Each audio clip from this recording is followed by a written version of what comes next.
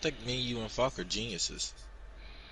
That's it. Wait, Not why that you there's say not that? other geniuses in the league, just the way we see shit, bro. Like when Yeah. I'm looking at Falk's reads, bro, I think all the same reads that he's thinking, and I'm just looking like I'm just as he's making them. And the people don't realize it gets you in trouble. It does. Being I'm watching this pick that he threw it. Yeah, it like can get you in trouble.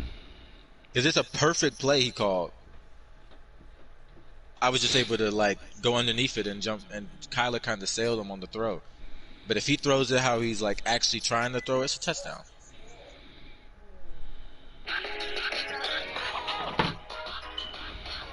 That boy A. Sanders is fast as fuck though. I had him on Sheldon. He was able to guard Sheldon. Ah! He was able to guard Sheldon. Yes, sir. Yes, sir. I mean,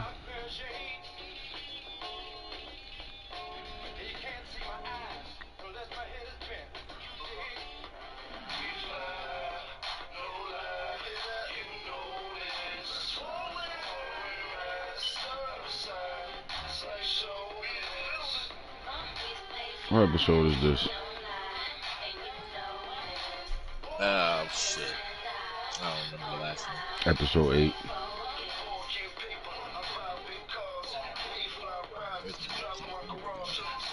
Loading up Madden so I can be with you. Laptop so I can tune in. Where the fuck the crew at today? They don't want to come to chat because Hitter fucking put 6 of them in there. I ain't want to be around niggas.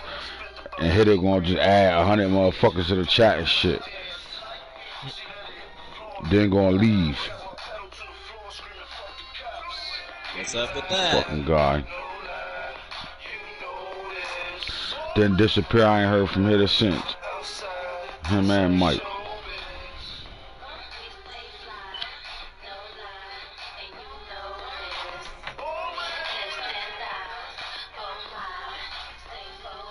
Slow down. I'm doing double music. I gotta. Yeah.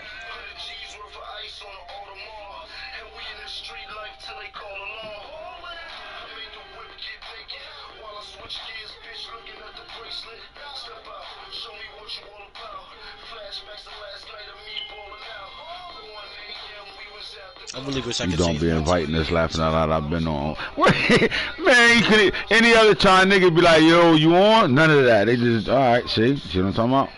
Everything my I really fault. wish I could change See? my name. See how niggas is right now?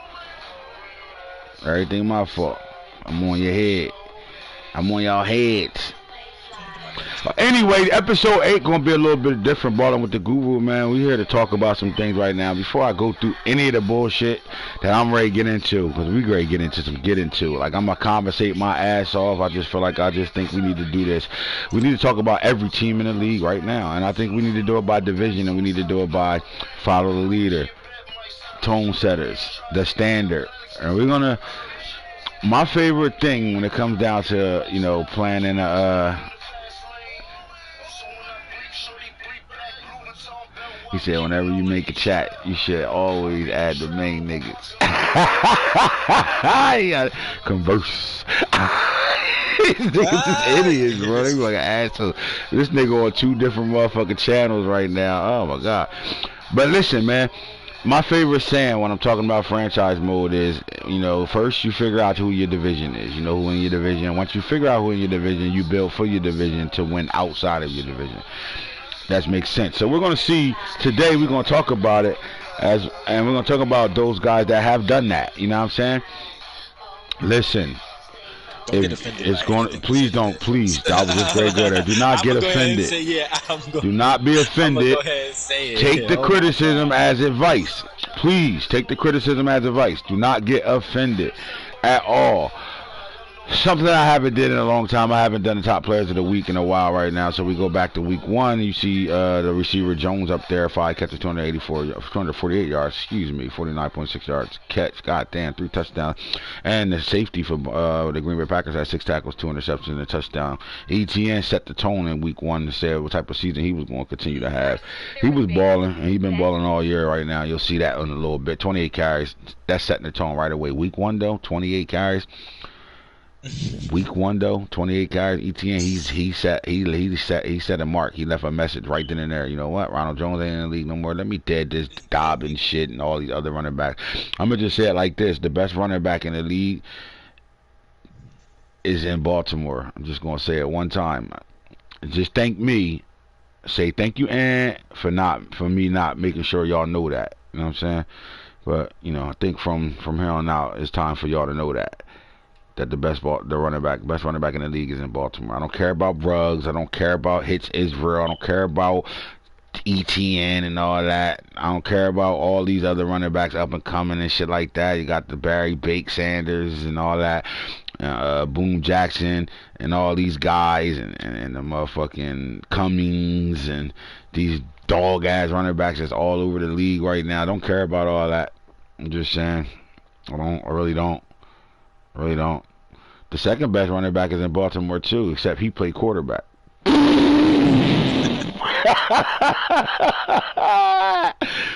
my God.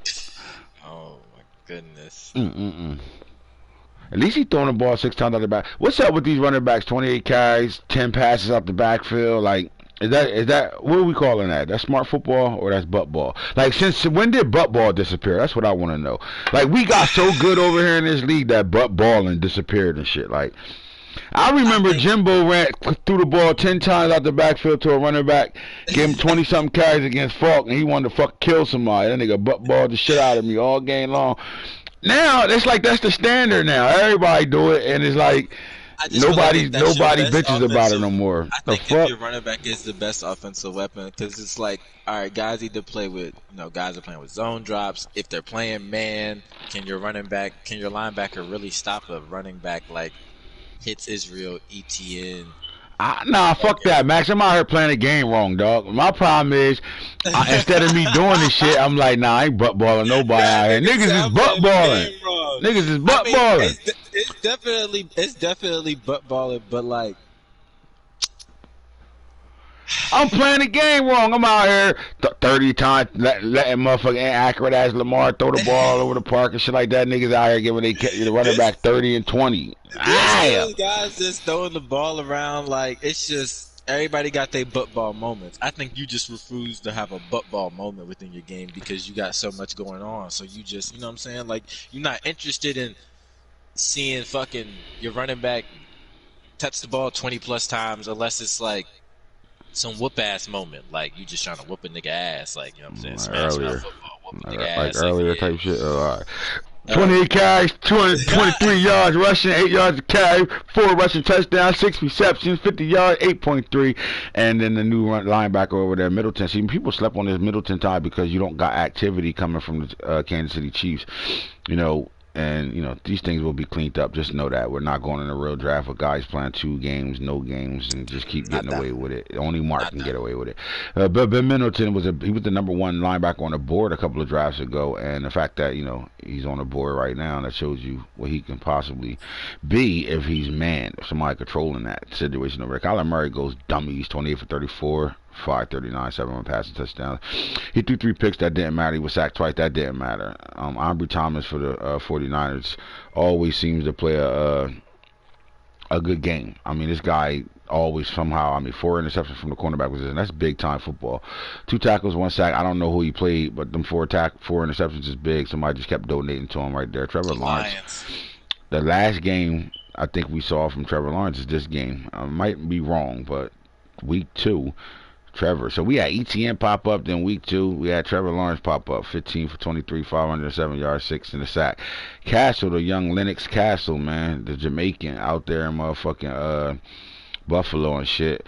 The first thing Hoodie had to do is get a Florida boy to understand, look, you're going to be playing in cold weather. I'm not, listen, we're not talking about springtime, you were down here practicing all that. It's cold, right?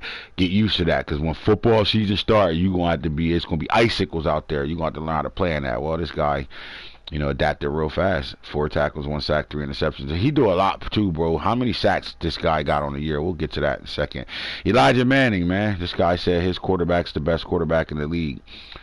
and he's sticking with it right now. I mean, 492 yards in the game through 8 touchdowns, 2 sacks. He was 7 carries as well.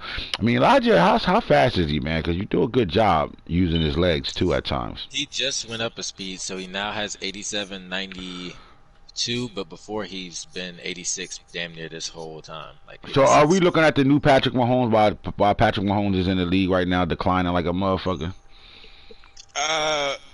Patrick Mahomes with like 2 air pumps out of like the throw power. Like take 2 air pumps out. You know So reverse this sound. yeah, yeah, Right, literally cool, like take cool. 2 out. Yeah.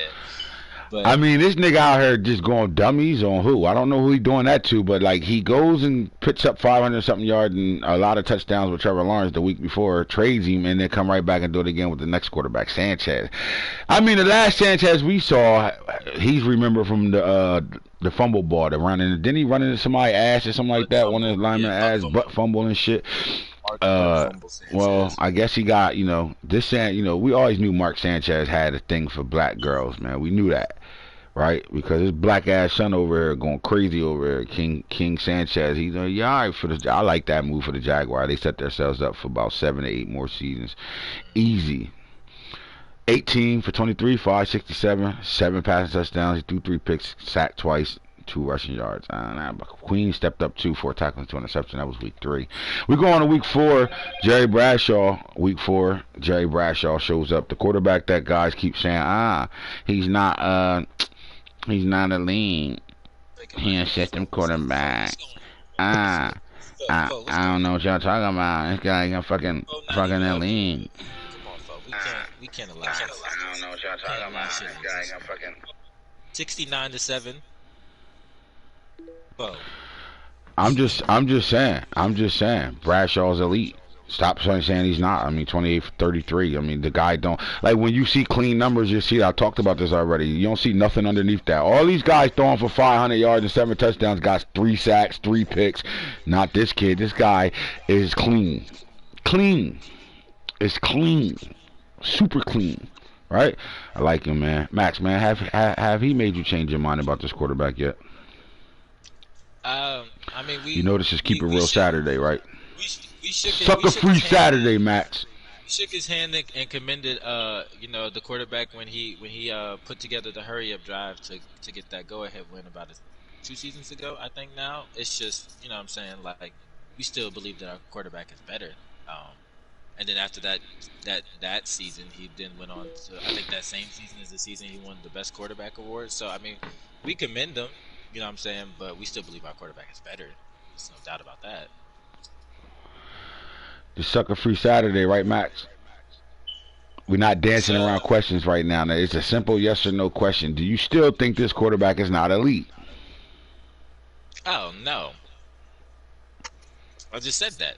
When he beat us in the hurry up drive, that he earned our respect. Okay, alright. So he gave me a pussy ass answer. That's all. Okay, cool. No big deal. Diablo, 8 tackles, 3 interceptions. He's about 40 years old, out here running around with fucking turbo jets on the back of his ass. With the user. Lamar Jackson, 18 for 26, 455, 8 passing touchdowns, 4 carries, 30 yards. Beat the dog shit out of somebody. That was Seahawks. It would have been worse. That thing ain't dropped. Telling you right now. But then Caden Stearns turns around and get 2 tackles. That's it, just 2. Tells me he was playing back deep. But he had 5 picks in the game right now, man. Why don't we talk about the no-fly zone that much, man? Because they exactly that. You got to see the no-fly zone a couple weeks ago. They exactly that out there, man. What makes that secondary so good, bro? I think it's just the versatility. They got guys that are really solidified in a lot of positions. But I got guys. I don't know what. I can't recall. So what you saying? You don't think they no fly zone no more? That shit been disappeared. I think it's kind of faded out. Honestly, just like. Fuck it. So now they what do you call them? If they no fly zone, then what are they? I don't fucking know. I mean, I feel like they're more offensively now. I look at them as more like the offensive Broncos. They're kind of like in the same boat of So the John Elway era, that's where they at with it now. Yeah, like Kellen Mond has arrived. Yeah, like I like their offense right now. Their offense is very hard to like combat. I think the defense just kind of has to step up. Honestly, that's the next step. All right, so we've seen Jerry Bradshaw. Remember back in when Yonders last year, Real Draft and Game of Thrones, if you had a guy up here 4 weeks, they got upgrades and shit or contract restructures. Remember we used to do things like that? Because there's been guys that's popping up. Jerry Bradshaw's back up here again. Oh, yeah, you're a late bloomer. You're a young gun, I forgot. Croswell up there, 2 interceptions. He had an INT for 2 INTs, but one of them went to the crit nib. Lamar goes back-to-back. Dummies. And then Byron Murphy gets traded. Mike was like, ain't you 30 years old? Fuck you trying to get a third for? Falk responded, I got a 4th, pussy. But the Chargers playing well when he is playing. 14 tackles. No, I'm sorry. My bad. That wasn't a 14. That was 4 tackles, 2 interceptions, 2 touchdowns. He ran some shit back to the crib in that game, though. Week 6, there's the boy. Hasul Rahim Himes Streets. 27 carries, 240. Here we go. What do you do? God damn. The ETA come right back up with 23. Oh my God. I need to know. What do you do? Foe with that, okay, and Los with that. Foe said, yo, Ant, can I get out of my division in Real Draft, man? These guys, all they do is run the ball over here. They ass. I said, who? He said the whole division. That's all they do is run. Including the Bucks. Rounds. I don't think nobody's gonna trade with Foe, that's the kill. Man, them Saints ain't a bad team over there. They're not a bad team. I just don't. Man, if a nigga running from their division, they'll fucking leave in a heartbeat. I don't think nobody gonna join Craig's division. I'm gonna be real. Why? It's just flat out. It's just flat out. I'm gonna tell you. I don't think nobody's gonna try to combat. What? Cause the Craig? Cause the Craig? Nobody wants. Yeah, nobody wants to go against that. Cause the Craig? Go against what? Cause the Craig? Cause the Craig. Cause the Craig. They don't want to go to Craig. They don't want to go against that. I'm telling you. I love my Giants too much to move them niggas, but man. You know it'd be hot if you could just move your team. Like, I'm gonna take this team to the West. I swear, yeah, move your whole fucking team. Just move them motherfuckers. ETA with 181 yards, 4 rushing touchdowns. One of the nano linebackers and shit popped up and shit. 2 tackles, 2 interceptions, 2 touchdowns. Don't forget Devin White, man. He's about 48 years old. 9 tackles and 1 sack in the INT. He shit and steal. Just the user. It's the user. Hal Streets is back in the building. Another 27. So let's look at this. He goes 27 in week 6. He comes back and goes 27 in week in week 7. Oh my God. Oh God, somebody can let the computer hurts go crazy on him and shit. 37 catches for 50, fucking 37 for 50, 457, 5 pass touchdown. The computer was dotting somebody to fuck up. It dotted somebody to fuck up. Walked out there to my now, bitch. Sean Wade, ex-Raven, 3 tackles, 2 interceptions. I mean, Max, how many Ravens is around the league right now? Shitting. I don't think a Raven I traded in the graveyard spot. Rat was up there for a long time on best linebacker. A couple people there. You got Rams, got Hammer now. You got motherfucking Seattle. You got Jags. Stanley still pushing on best offensive lineman, Pro Bowl, 10 years. Motherfucking Hitch Israel, can't forget that nigga. Hitch Israel ain't come from me. I'm at Hitch Israel. Fuck. Who Williams? Playoff Williams? He over there backup duty like a motherfucker, just wasted, gone. Now, yes, but he like him and Ronald Jones, best friends, man. We gonna interview those 2 running backs that say, yo, we not fucking out of our prime yet, man. We just touched the 30-year-old mark. Are they the Terrell Owens and Chad Ochocinco's type shit? Man, like they just died fast. Niggas just yo the NFL and Game of Thrones, Real Job, whatever the fuck it is, niggas is ignorant as hell. Gonna have these like who runs 3 MVPs and score 50 touchdowns a year with a running back just to get rid of them? Like, man, you out of there. I'm done with you.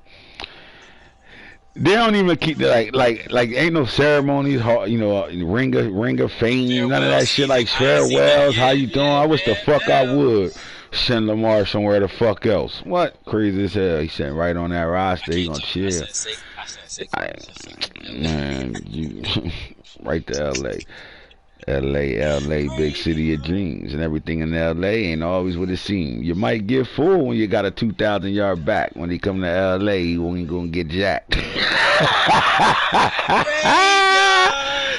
Great yiggity. Oh, God. All right, week 8.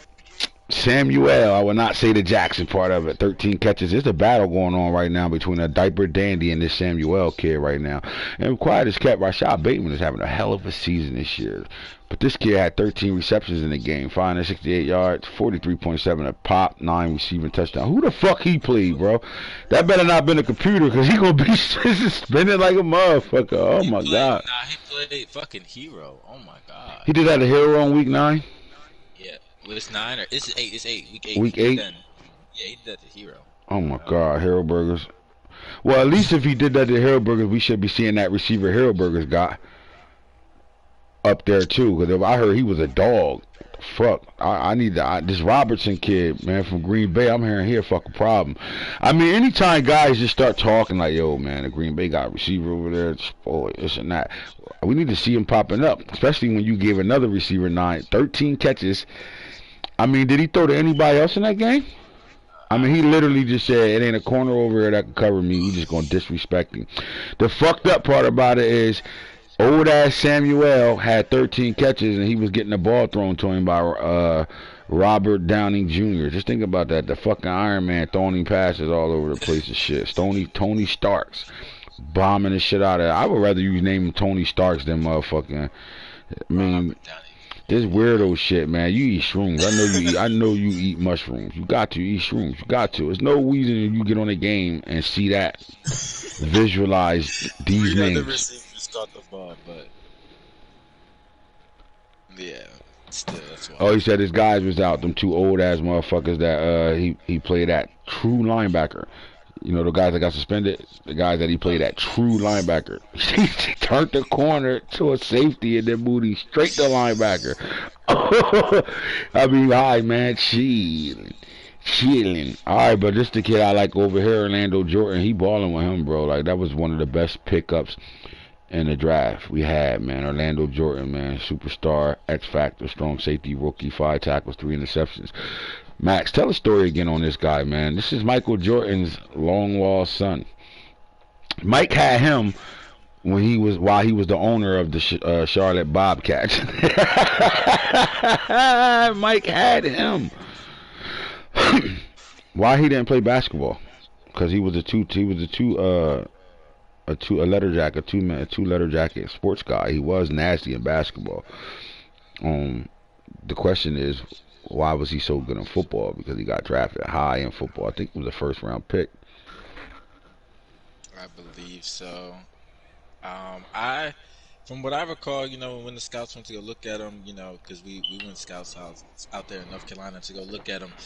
It was just a story of honestly everybody expected him to play fucking basketball, and he kind of was like, nah, I like football and not the offensive flair and flash like my dad. Like, I would knock him in the head loose, and also use my fucking 6'5", you know, intangibles to just be jumpman out there. It's, you know, I think he got like 99 catches. He was the highest safety on the fucking board with the vertical. If anybody peeped, I don't remember what it was, but it was high as shit. So I think he's just a specimen, honestly. This shit is crazy. Is it true that Mike, the mom of Orlando Jordan, is this bitch?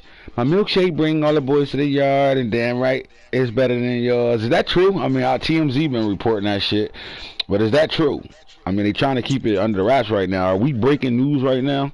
What's her name? My milkshake brings all the boys to the yard, and damn right, it's better than yours. That's his mom. The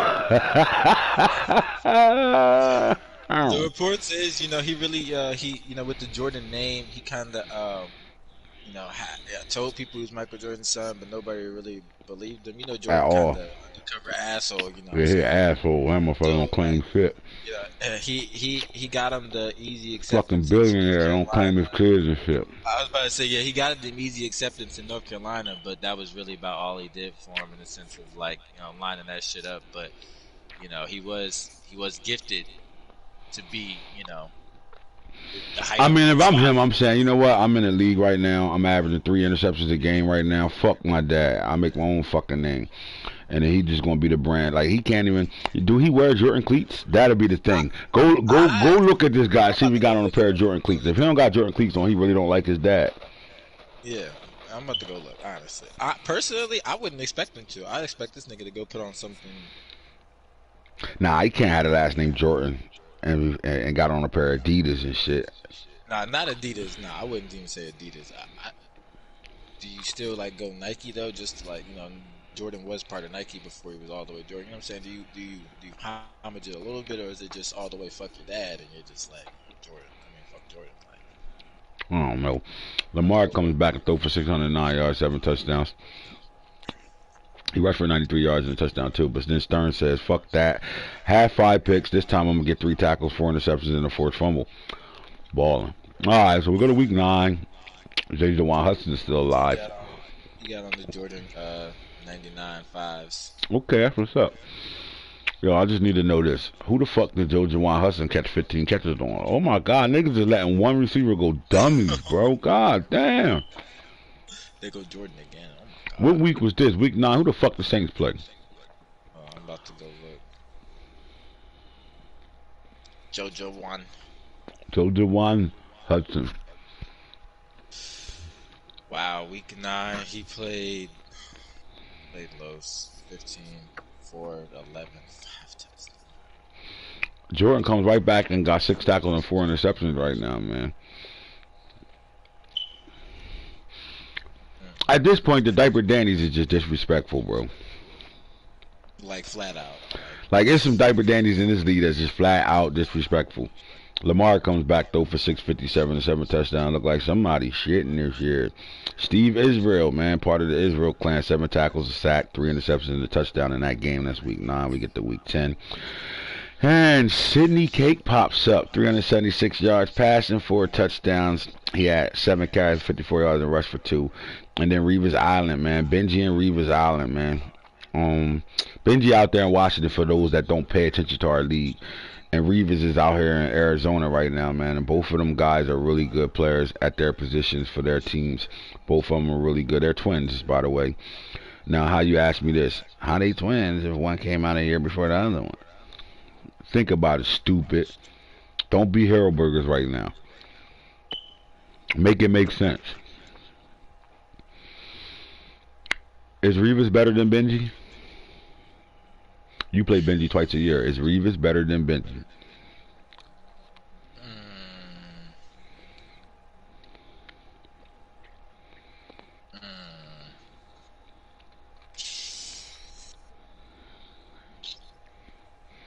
When a guy Not, take long to answer, they don't want to disrespect I somebody. really it's not gifted talent. I think he schemed better.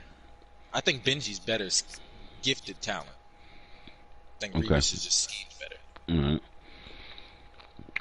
All right. And then in week 10, Lamar, 400 passing yards, 6 passing touchdown. Rush for 118. Fumbled twice, though. Syracuse, the black Syracuse, 5 tackles, 3 sacks, 1 forced fumble, 1 fumble recovery. Balled out. All right, fellas. Here we go. Just dealing with that shit. We go over here to the center. Just stay right the fuck here. Look at these yearly awards. I got twins.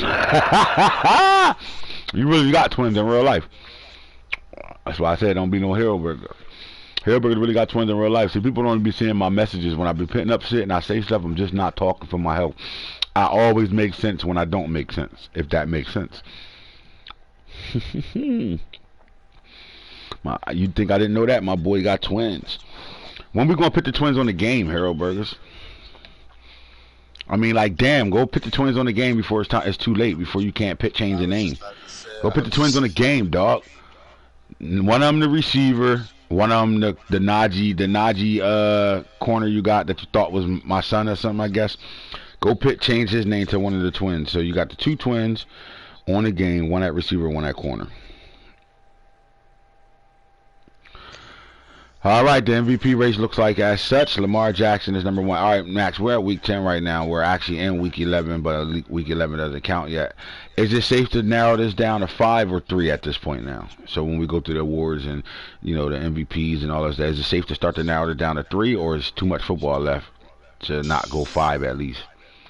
I think it's too much football for 3, maybe 5, but I'm looking at 6 and 7, and I don't know. Depends on how many games Samuel has fucking like that he's been doing, where he can get anywhere from 9 to 15 catches and shit. Like, I don't know what his schedule He balling.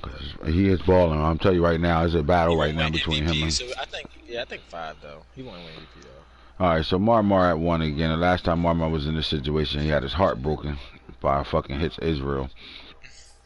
Travis Etienne number 2 on this list, shitting like a motherfucker. Kyler Murray is Kyler Murray. Kyler Murray's still the best quarterback in the league. There's nothing really he's done to change that, right? He's the best quarterback in the league, right? And we can say that, and I don't think nobody can disagree with that. Jaleel Ruggs is back in the mix. Remember when I told y'all when he saw the fact that his guy was like 6 on his list, he would do something about it? How about the Bucks being undefeated? I don't think I see another undefeated team in the league still. We just got the Bucks again undefeated right now. Is that a good or a bad thing, Max? I think at this point, for the Bucks, it's a good thing. No, it's a bad thing, man. This type of pressure gonna have his fucking. He gonna be breathing hard during the game and shit, sweating and shit. You know how he get that motherfucker be in the house sweating like he popping perks. I mean, he's got the way I see it though. He's got already 2 of the bigger people out of this NFC at least on his side. I don't know his schedule. He ain't worrying about those games, man. He know when that shit count. He know exactly that shit don't matter until y'all get in the playoffs. I think it's a good thing though, because it's just it's a running full of steam. At this point, does home field advantage matter in the playoffs? Yeah, you don't want to play in New York. I feel like nobody ever wants to play. I promise this you. This nigga said his chair probably stink. Sweating his ass off. He got sweaty ass. Hot right out that chair. Smell that motherfucker. That shit probably smell like all deer breast.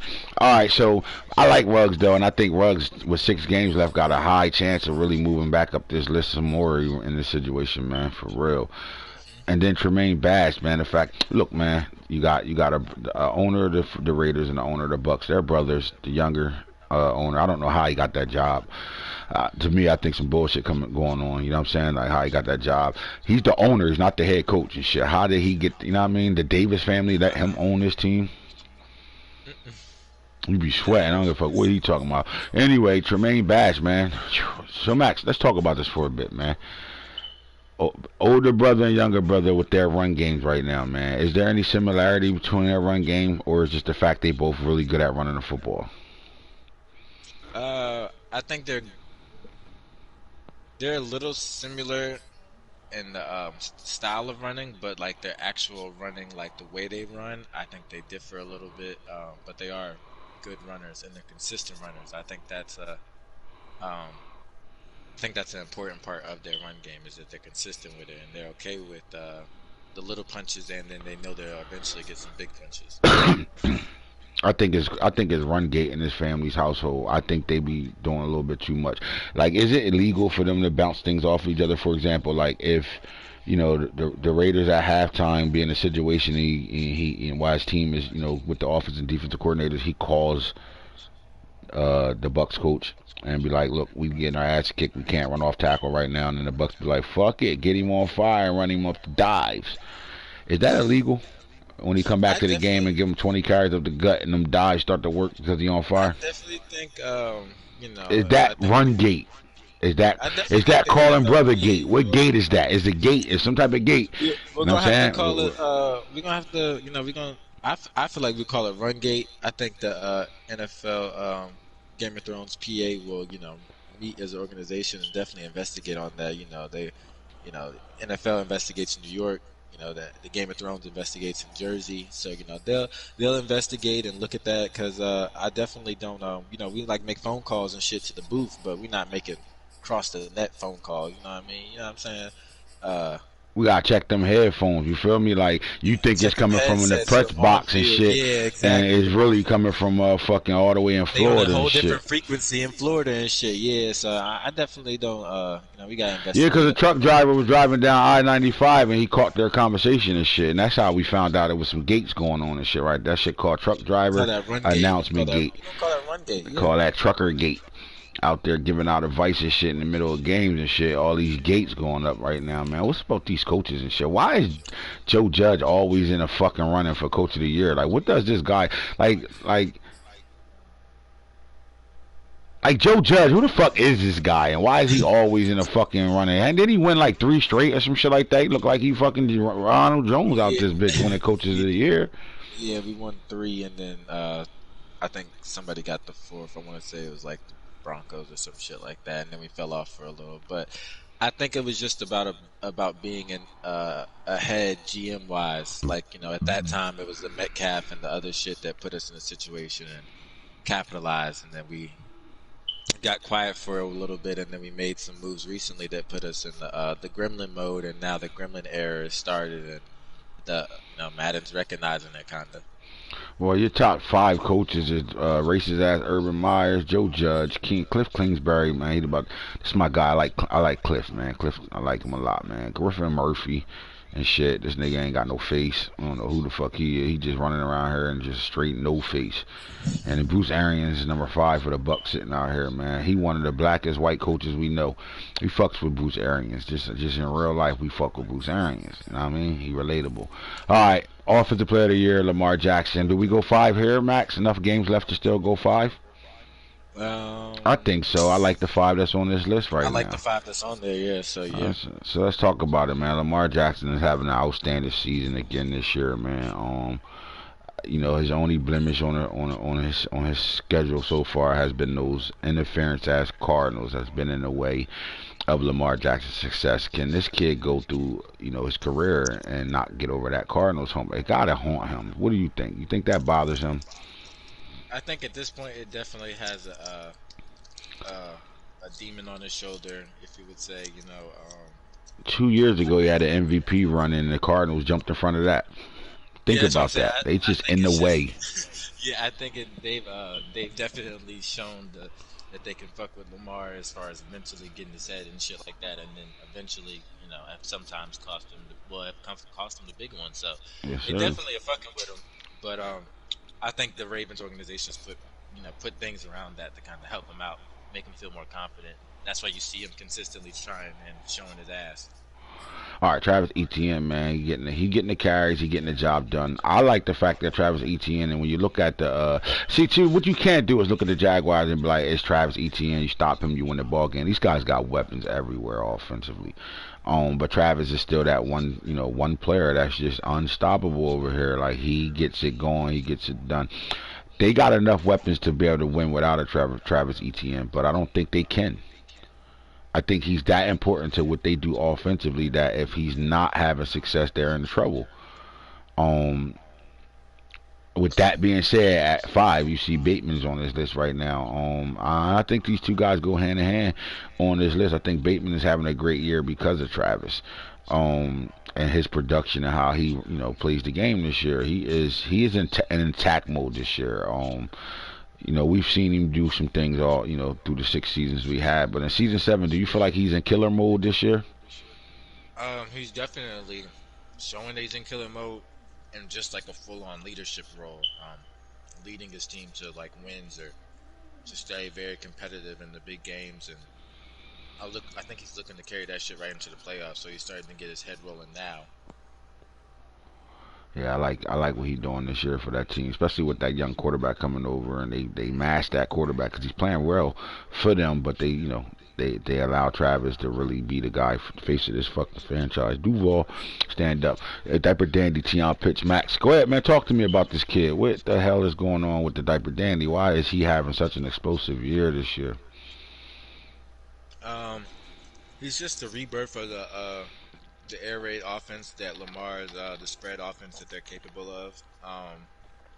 Kind of how that first feel when they went and got Hollywood, their guy, to go get Lamar. You know what I'm saying? This is like the new better, improved Hollywood.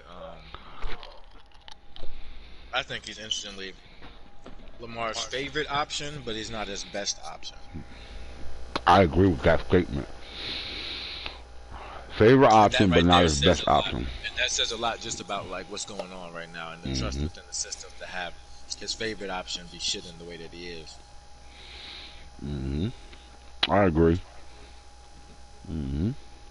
Keon Pitts. He balling though, yo. He is. The problem is this. You could the diaper like at the receiver, especially at the receiver position. We've seen diaper Danny's go crazy in this league. So even though he balling right now, and you'd be like, oh my god, it's not like front page newsworthy balling because we've seen this act before with plenty of other diaper Dannies at the receiver position. Yeah, I ain't gonna lie. Once the Saints hit that shit with Joe Juwan Hudson, it kind of like 4,000 yards in the season. It was kind of like, oh yeah, Like can't say nothing about that. yeah, like Tremaine we. Bass 2 years in a row has been lights out, man. For this Raiders organization. He number 4 on this list. I guess I will ask this: with 6 games left at 3-7, do they look to go get awards, or they just continue to play football to try to better their team? What do you think their mindset is with Jermaine Bass right now? Um, I got a better question for you.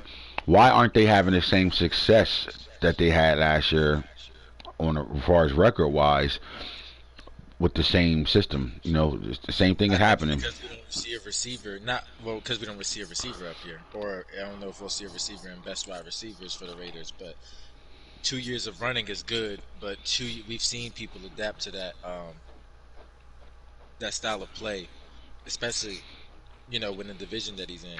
So sneaking games like that, or just and the seeding of a second place schedule, guys aren't really like gonna just let you sneak certain things by, so you got to be able to Yeah, you bounce that ain't off. playing a fourth place schedule this time around. You're playing a Yeah, second you're place playing schedule, and that's big time football at this point. So but yeah, just got to bounce something off of it. I think the fact that the running back is up here means that he's still solid. He's still who he is, but they got to get another offensive weapon. That quarterback going. I don't. Is that quarterback a rookie? I forget. Is he a rookie? The quarterback in the Raiders nah, he was a rookie last year. last year. Rookie last year. Okay, well then, you know, I think that could play a part in it too. But it's good to see the backup here. They just got to have somebody else to kind of balance off the back. I think when you go from playing a fourth place schedule and nobody really cares about you or even respects you, they don't pay attention to a guy like Tremaine Bass, being that guy over there and stepping. And then they see it a whole season, and then you get a playoff win off of his back on 52 carries. You come back the next year, you play that second place schedule. You're playing better teams now, right? That's the first thing. But the second thing is you're not sneaking your offense on anybody anymore. Guys are prepared for it a little Seen bit somebody now. 52 carries in the playoffs? Yeah, boy, you don't remember that? I didn't look at the Raiders game, the first game. Man, against the Buffalo Bills, 52 carries. Oh my god, I did not know that. Oh my god. 52 carries in a playoff game. Sweet, what you ready to do? Okay. I mean, they were in I'm, Buffalo, I'm guessing, right? Yeah. I So, should have told you to grab Miles. I mean, I'll go get him though in a second. Jesus Christ. All right, so the Bass is fourth on this list, but the guy that's fifth on this list, look, man, you sent DK Metcalf to the Jacksonville Jaguars. DK said, I'm the number one receiver. And the moment I walk into that stadium, and the moment I walk to that practice field, and Rashad Bateman I was the number one receiver for the Baltimore Ravens for a few seasons, and nobody really looked at me as the number one receiver. So over here, I get a fresh start and get to prove it, and then DK gets traded to him. And the mindset of Rashad Bateman was put my head down and keep working and show who I am. He's the number one receiver over here with a DK Metcalf on the roster. How is he able to do that? Um, I think, the Jags traded for DK to kind of to be exactly that. They made the Bateman move first, and that they believed that to be their guy and wanted that to be their guy, and then Metcalf was to kind of bounce off of that and make them kind of unstoppable as outside threats to accommodate the offense. But I don't think Jacksonville ever took their eyes off of Bateman being who he Being the is. number one, so he came there. So sometimes being the number one receiver, is all about production, right? But it's all about getting your number called as a number one receiver too. I think if they decided to call Bateman, if they said, you know what, Bateman, we're gonna call 15 plays for you in the game, and so are we gonna call 15 plays for you too, DK. If they did that, is Rashad Bateman still the number one receiver? I think so. Honestly, I think he was. Because if Bateman getting 15 targets, we know, especially with ETN. I mean ETN getting 30 targets. If Bateman gets 15, there's only room for 8 more plays to go to between the rest of the team. So that means DK is really unhappy. Should be unhappy over there because he ain't getting the targets at all. I think that man should be getting somewhere between 7 to 12 targets a game. For this Jaguars team. Let's just talk about that for a second. For them to take that next step, shouldn't that happen? You got Rashad Bateman. You should be 8 plays, 10 plays to Rashad Bateman, 5 to 7 plays to DK Metcalf, and then you can still keep your 30 going to the running back, and then you got a loose 12 more plays. You figure 50 plays in the game. You got a loose 12 more plays, right? And in those 12 plays, that spreads amongst the tight end, your quarterback, maybe keep the ball a couple times, some off-brand receivers type of shit. If they can balance their offense out like that, do you think this team can really take that next step in the playoffs? I definitely think they could because they got the names, they got the pieces, they got the ordnance, they got size, they got slot Escobar, they got tight ends that can block and do it. Their line has stayed together for a while. The quarterback change is the only thing that could dilemma, but when you have a good running back like you have, and still 8 weeks on the season or 7 weeks on the season, you got plenty of time to kind of get that shit together and prepare your team to play like that. This team got rid of a playoff quarterback, but in the playoffs, that quarterback had a 1-6 record or 1-5 record. I'm sorry, and Trevor Lawrence. So they really brought over King Sanchez flat out to advance them in the playoffs. And what they did was What they did was they also said, we want to better have a guy that got dual threat capability. Trevor Lawrence and Clemson being a dual threat versus Trevor Lawrence in the NFL is not. He's a statue compared to what he was in Clemson. He had good speed and everything to better do things, but they just couldn't get shit going that way with him. King Sanchez extend plays for this team. Big time. But do you think he's the answer to them getting over the a 1-5 record in the playoffs? I definitely think so. I feel like if they go out there and they use all the things that's tooled with their offense, they're really a strong, put together offense. And then their defense is something we haven't really even talked about, but like their defense is still very much put together and ready to go in majority of their areas to compete. And I just feel like the speed difference alone can change up the whole play style, which makes you a versatile offense, a more versatile offense. All right, so I don't know who the fuck is this guy, Chadwick Boseman. I just know, the guy's name's changing in Minnesota more than anything. They so bored out there in Minnesota, they just fucking change their name. They get up and be like, you know what, today I'm Chadwick Boseman. I'm going down to the DMV office and tell them I want to change my name. I have no idea. He's number one player in the AFC and NFC right now, though. He's over Kyler Murray and Ruggs. Is this the quarterback over here or something? I don't know. Is this the running back? Who the fuck is Chadwick Boseman? What the fuck is going on? He changed. His name was probably Martin Luther King last week. Who knows? Fucking I have no idea. Wasn't that the receiver? Hold on. Did this nigga? No, he did. Wait. They ain't the old Samuel, is it? Yo, that's what I was about to say. This is literally Samuel. What the fuck? We in the middle of a motherfucking show. R.I.P. Chadwick Boseman, but god damn, yo, like what? I told you they go right. Look on a Saturday. Well, he's the number one player in the NFC at this point right now. Next is Kyler Murray, motherfucking Sensei. Jaleel Ruggs in the building, number 3 on the list. Jerry Bradshaw is number 4. And then 99 Reasons, old OP ass John Jenkins is fucking number 5 on this list. I think he can move up on this list with the last couple of games left. He's that much of a target for this team. He's that good. offensive player of the year. Man, motherfucker balling. Chad, this guy name was Samuel last week.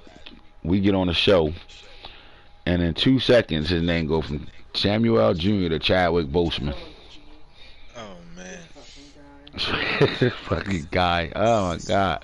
Come on, guy. All right, defensive player of the year: Orlando Jordan, diaper dandy. Chris Samuel, diaper dandy. Devin White, old man White. You got Donovan Odom, diaper dandy. Keith David, corner. This was corner I traded the old Vikings coach. I just don't remember what his name used to be before I traded him. All right, so anyway, here we go. Orlando Jordan is up here right now, special player. Have we ever seen a diaper dandy win a defensive player of the year award?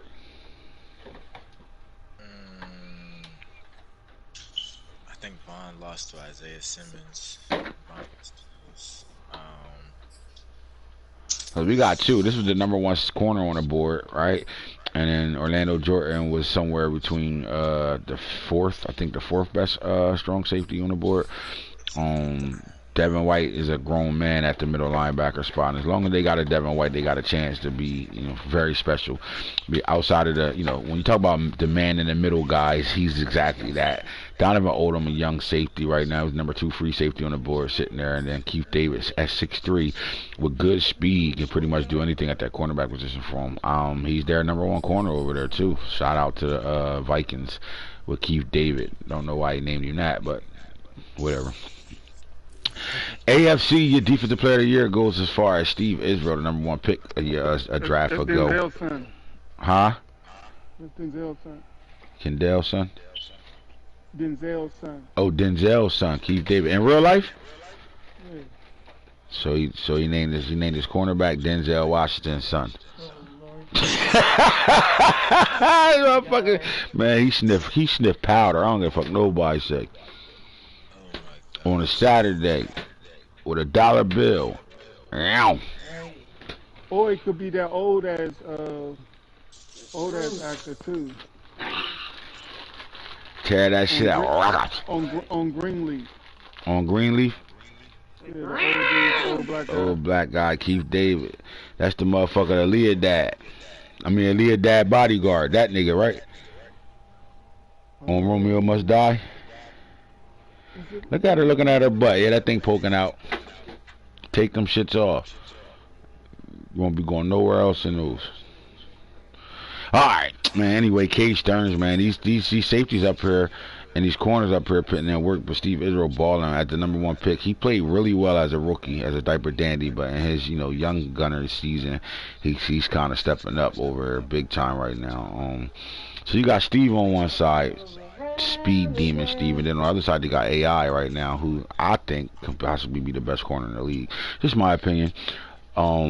Max, man, when these guys are clicking and things is running smooth over there, how hard is it to beat these guys on the outside? Pretty damn hard. I ain't gonna lie. I was just about to ask you, what started the Israel trend? Like, who was the first, and how did Harbaugh get the gates about the Israels? You know what I'm saying? Like, how did he get the drop? Was it somebody on the coaching staff? Was it a Baltimore thing? Because most of these guys are from Jersey. Baltimore always seems to. Joe Flacco, buddy. Okay. Joe Flacco. He a Baltimore Raven for life, right? Yeah. Joe Flacco played in the same conference as Anthony Israel. Okay. Just years later, right? So what happened is Joe Flacco is the New Jersey connection to Harbaugh. And he took a deep dive at these guys and realized that this is a deep family. And these guys are very productive from high school to college. And, why not get them?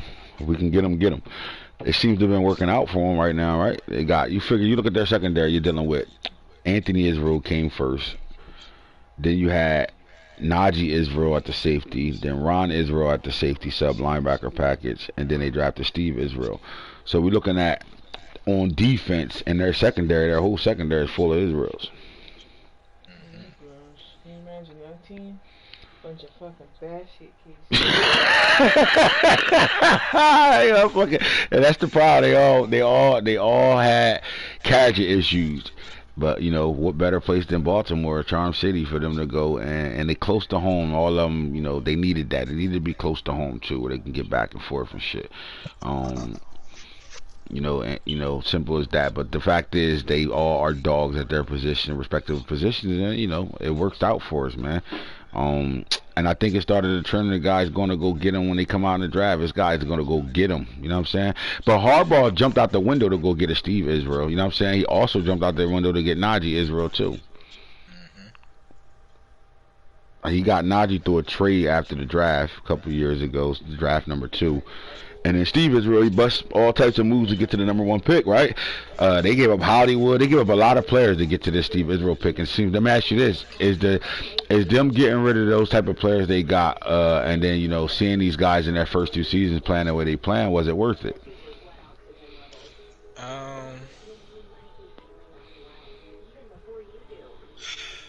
You would say no because of the rings, but Because of no rings, right? yeah, I would think that's the only dimper on it because of no rings. But when you look at it from a GM standpoint and say, you know, maybe it's, you know, it's not a it's not a race, it's a marathon type of thing. Maybe a lot of GMs would be okay with it because they could go on the same 3-run loss that they had, not well 3 or whatever fucking run they lost at. They could go on that winning with the type of like turnover in the names that they have now. This Israel clan, the Fields clan,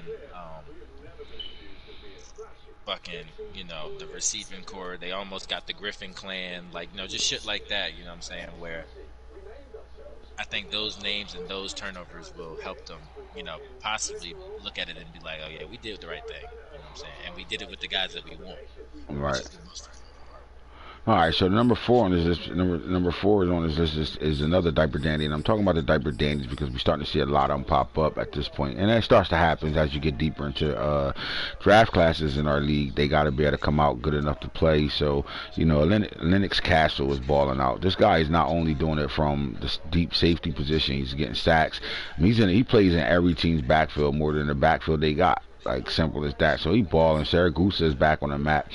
Saragusa seems to be explosive 1 year, take a year off, come back explosive, take a year off. Why is he having such an up and down career? Like 1 year he's dominant, where he's 30 tackle for losses. Then the next year he barely shows up, and then the next year he's right back at it again. Why are we getting, you know, a season on, season off type situation with the Black Saragusa? I think guys kind of remember how dominant he is, double team. Mm-hmm.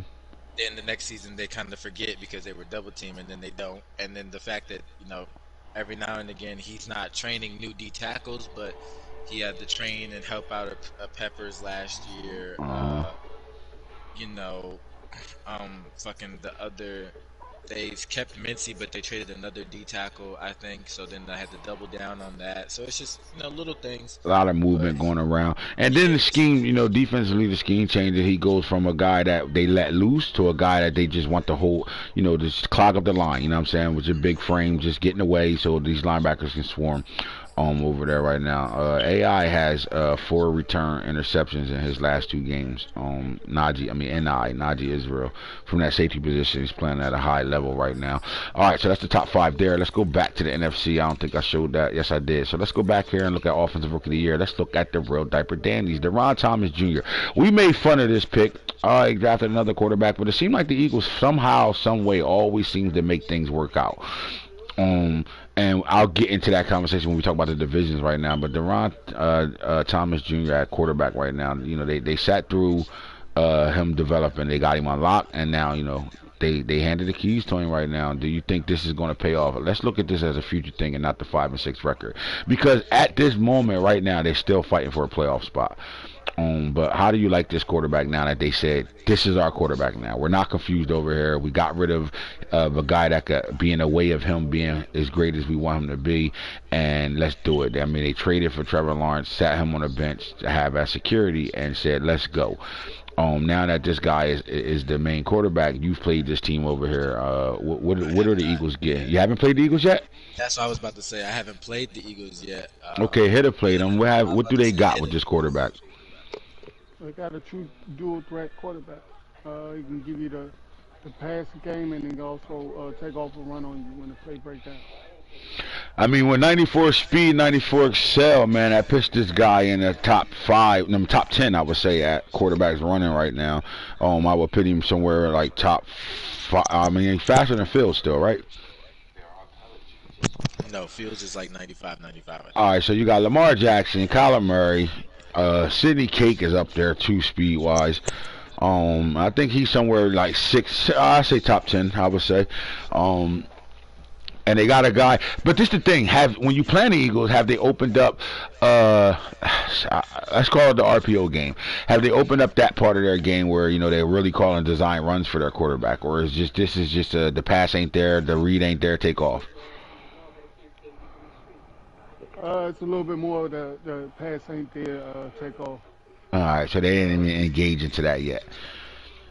I would think that they were going to that. Because he's a rookie. What college did he come from? Did he come from? Came from Oregon. So I mean, goddamn, it's an RPO college. So I mean, Right, like, right. Never mind, I mean, me personally, I think they're going to get to that. I think sometimes you slow walk your guys into things. Right now, you just want to get him used to playing NFL football, and we know he comes from that offense. Although you got to put that in, they got to be doing that now. But that's what I was saying. Yeah. The pace of not doing it now. Look what you want to do. Look what they did with Kyler Murray for the Cardinals. They made him a pocket passer year 1. Remember that? With Peyton Manning. No, we know you can run. We're not using your legs all this year. We want you to be able to stay in the pocket and show you can win a game from a pocket. And he took off the same way. If he had the lane to run, he would take off. But other than that, they handcuffed him to being able to do what he did. Then all of a sudden, you saw the dual threat collar take off, where you're starting to see run design plays pop off, him rolling out, him getting out of the pocket, him rushing for 100 yards, that type of thing. I think they're doing the same thing, not copying off the Cardinals, but kind of taking that type of role on where he came from 3 years of playing under that type of offense where they did all the RPO, the read option stuff, and design runs at the quarterback situation. I don't think the Eagles is getting into that yet because they want to get him comfortable with being an NFL quarterback. And because they're doing it that way, do you feel like that's a recipe for success later on? I definitely think it will be. He still has 51 rushing attempts for about 400 yards and 3 touchdowns, only 1 fumble. So I feel like honestly they're doing it. They're getting them through the tough and nitty shit first, and then allowing them to get flashy and show his true skill and talent second. Because a lot of guys are gonna show that attention to that fast quarterback year 1. So doing all that flashy shit, it could cause turnovers. The fumbles could be higher. You could throw picks off the RPOs just because of errant throws. So I agree that setting them up like that for the first maybe 2 seasons, honestly, you could put him as a pocket passer, kind of just to slow the game down for him. No doubt. Chris Evans, I'm assuming this was the Robert Downey Jr. quarterback. I'm assuming this is who he was, Chris Evans. I don't know that name either. But the Vikings got another guy up here, Diaper Dandy, and then you got Earl Peppers, the running back. Is Earl Peppers the starting running back over there for the Saints? And the kid Dell not playing no more? Nasir Dell? Like, what's going on over here with this? Chris Evans is the whatchamacallit, the old Robert Downey quarterback, right? Yeah, he is. And Earl looks like he's starting. Dale has still 60 carries. Earl has 103. All right, and then Bake Sanders for the Packers over here, man. This was the number 1 running back off the board, speed demon over at Bake Sanders. We hear about the receiver over there. Is Bake Sanders, is he doing? I mean, he's number 4 on the list, obviously out of the rookies in the NFC, so he's doing something well. E.B. Savage, another running back. This is the running back side over here. These boys got some dogs over here right now. Let's see how their career end up shaping up right now. But Bake Sanders is special, and we want to see the Packers really use him up to his ability, because he could do it all out the backfield, in between the tackles. He's really very, very elusive. Hopefully we can see, continue to see that right now, him being number 4 on this list. E.B. Savage over there for the Rams right now in L.A.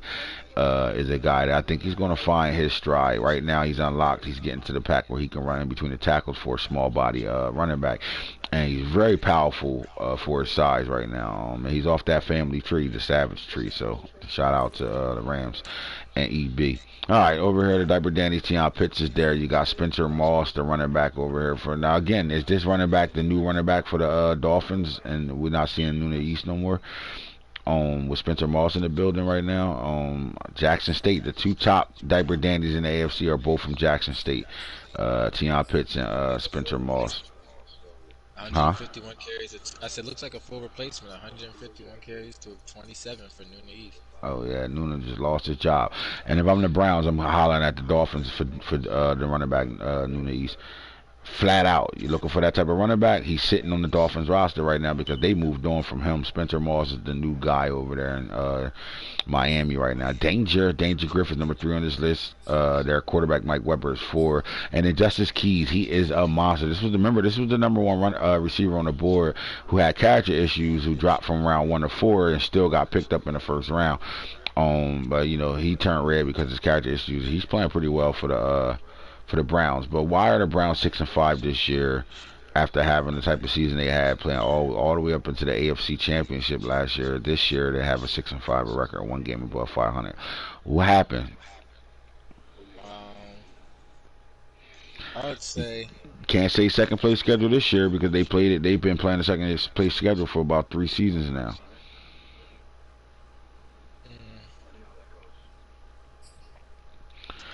Look at Herschel Walker while Max try to figure that question out. We slide up ahead to the what A B C D E F G. All right, Orlando Samuels, Idris Elba, Roman Newsom, and Chase Bailey. So let's get back to this. All right, so safety Orlando Jordan, we already know what he's doing. Chris Samuels, again, he's been playing really well for the 49ers, man. Like really, really well. He might even be their best corner this year, even though Ambry Thomas has been a monster for them. I think this kid really comes in year 1 and he's doing some big things to the point where, you know, the coach said, yo, don't discredit my guy because you saw him at safety. He wasn't playing safety all year at all. And that don't discredit him because he's possibly going to win not only Defensive Rookie of the Year, but I think Defensive Player of the Year. So we'll see. He's number 2 on this list right now for Defensive Rookie of the Year. And Idris Elba, I don't know what position he plays either, but obviously he's on this list as a rookie, as a diaper dandy, and then Roman Newsom right now, man. Explain why you feel as though you got the best rookie corner out of that draft.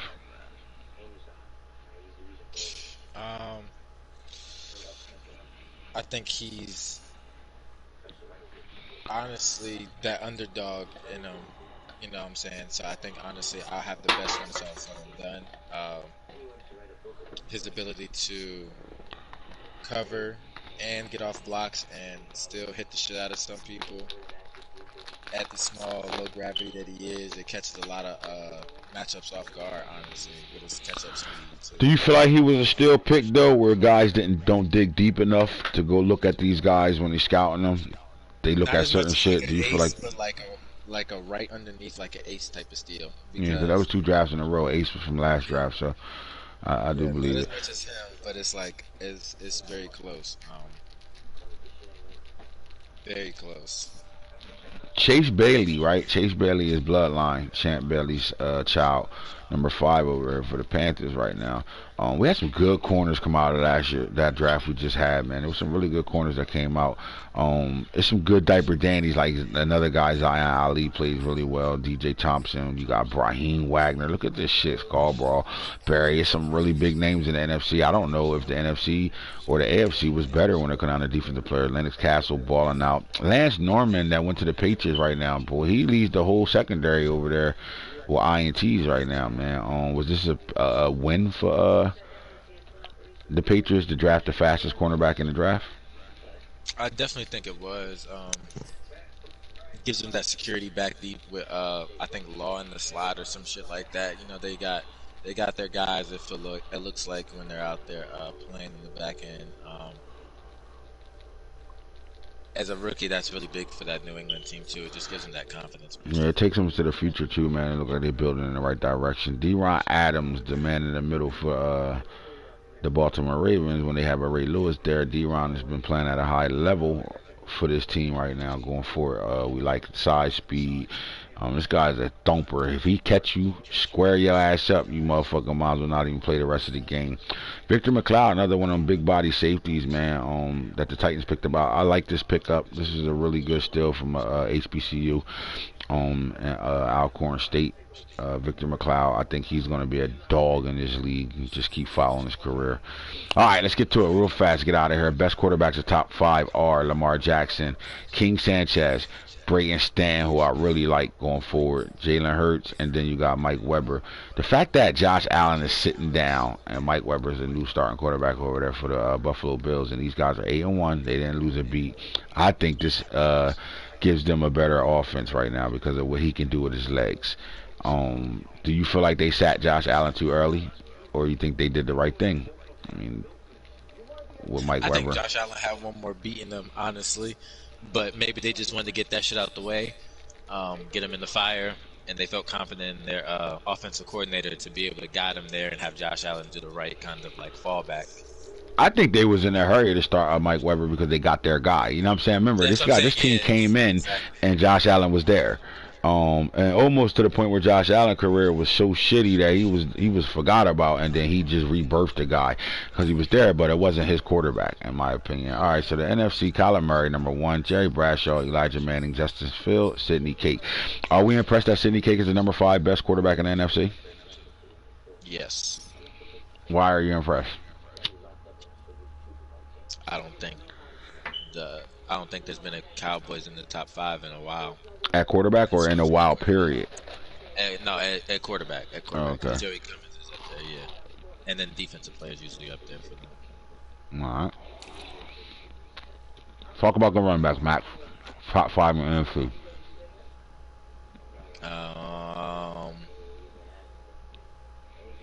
Okay.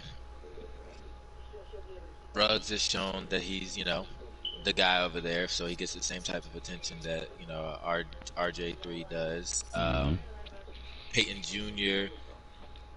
He's a surprise running back on this list. Yeah, I was about to say I'm really surprised. I was literally about to say taking over for Warren, but like I'm surprised he's 2 and not Harold Street or a Hits Israel sighting at 2. But that just means to me that the offense is kind of turned over and embedded to Peyton Jr.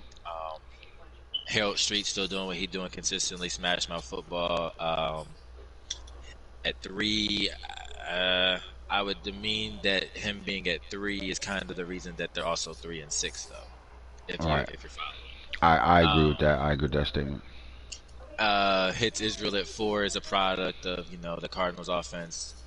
They made the move for Tyson to be gone, so Hits Israel can be the flat-out all-purpose guy. Off all downs, he's on the field. He only comes off the field for maybe a breather or 2 to the new pickup of Puka.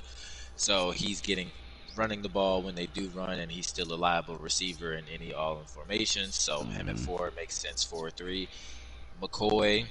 How about the factor-back, though? He kind of been up on this list for the last couple of seasons right now. What's going on? And it makes sense, though, because the topic we talking about, Panthers is at 3 and the Buccaneers is at 1. So how do you battle a fucking team that's smashing you with running? You have to obviously run the ball back. Yep. So, yeah. So, I mean, it makes sense that he's at 5 because then, look, the next team is the 49ers at 6. All right. And then that starts its own little trend. So... And the Niners run the ball way more than people think they do. They run the ball. Roger Craig and Hamlin. So, all right. So ETN's number 1. Bass is number 2. How about Joey Adaya? For the Colts sitting at number 3. Spencer Moss, the diaper dandy, and then Javonte Williams. Javonte's been in the mix for the last couple seasons too, man.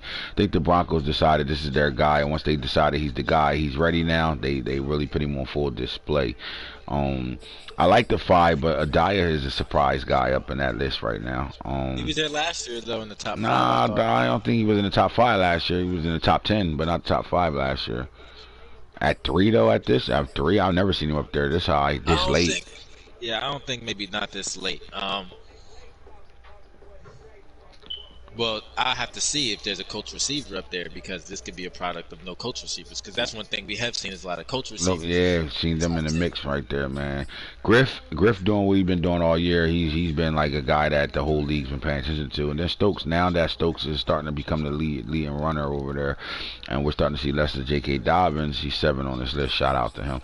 All right, let's go to the wide receivers. You think it's too late for him? Why are you looking at the wide I definitely don't think it's too late for him. Nope. I think he got, I think he do need to You know, while Stokes is at 25 starting to get it going now, I think he has to look for another running back now, and J.K. Dobbins has to be the guy he let go and Steelers bring hired another guy Brian in. Flores as a defensive assistant and linebackers coach. Oh shit, in real life?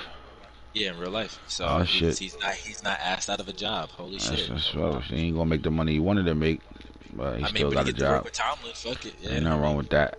All right, so chitterlings and cornbread, chicken gizzards and collard greens. All right, Bateman is number 2 at the receiver list on this list. Tion Pitts is number 1. Waddle's still in the mix. 3. 4 is Chris Poole. Now we've seen Chris Poole kind of dominate this league. He's number 4 on the list right now. I don't know if that's because they're doing something else. Danger's in the mix a lot too for them. We got 2 Griffins on this list over here because Griffin, you know, Jello Griffin is number 6 at the receiver spot. Waddle's been consistently 1, 2, or 3 every year, bro. Like, is it a point where you just get tired of it? Like, you really can't stop this guy, and you know he's getting the football. I don't get tired of it because I love it. I'm gonna be honest with you, I was I love about it. to say I would do it. I was like, if I had that, it's like if I would have started off with a DK, then it would have been different than me getting DK. Right. Yeah, like Waddle he's a guy still. Until somebody just shuts Waddle one-on-one, I would probably never just stop playing him. I'm not gonna lie. I know this. Justice Keys, man. It's been. I mean, the storyline behind this guy is he got drafted in the first where everybody thought he would drop because of his character issues right now. And to me, man, look, man, number 15 is a monster. I just got out of a game plan. This guy, he's a fucking problem.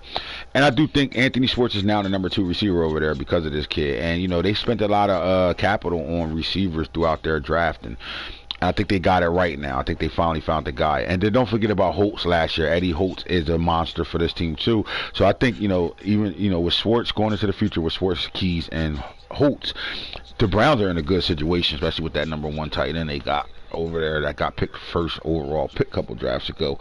They got something going good over there, and Stanton is playing better. And I think it's because they have their mix of receivers that they're going to use, that they're going forward with, is the reason why Stanton playing at such a high level right now. Jello Griff, this is the Baltimore's best receiver on their team right here. He's number 6 on this list. Tion is number 1 on this list. Like you said, they get the ball to their favorite receiver, but their best receiver is Jello right now. It's the first time you're seeing Baltimore with a number 1 receiver under 6 foot. They always wanted a big body guy there. They thought they was going to get that with Stevens, and they really didn't just get that out there. Why did their offense take back off in the passing game with Jello at 1 and moving to the diaper dandy number 2?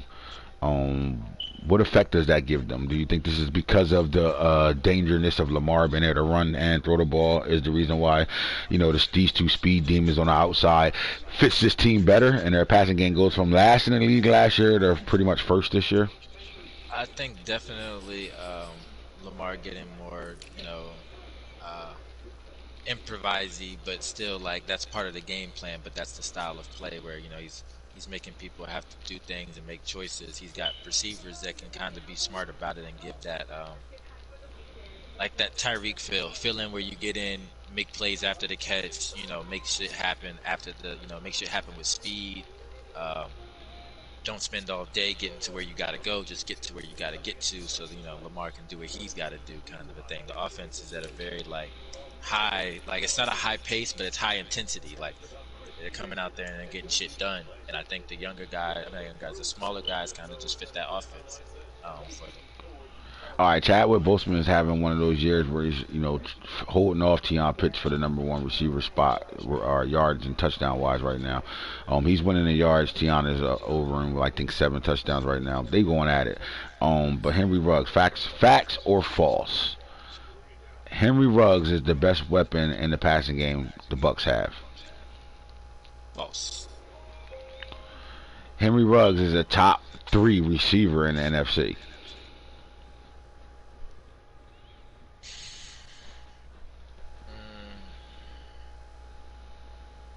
False.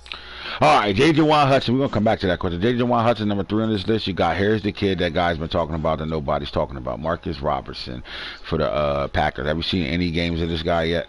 Because I've been hearing nothing but big shit about him. Nope. I don't think I can't wait to see a game. I'm gonna have to watch a game, man. Come on, Hero Burgers, put a game on display for us to see, man. Sheldon Ward, you just played Sheldon Ward last night. Sheldon Ward is 5 on this list right now. Is he the #1 receiver over there in Arizona, or is it still Rondell Moore? Yes.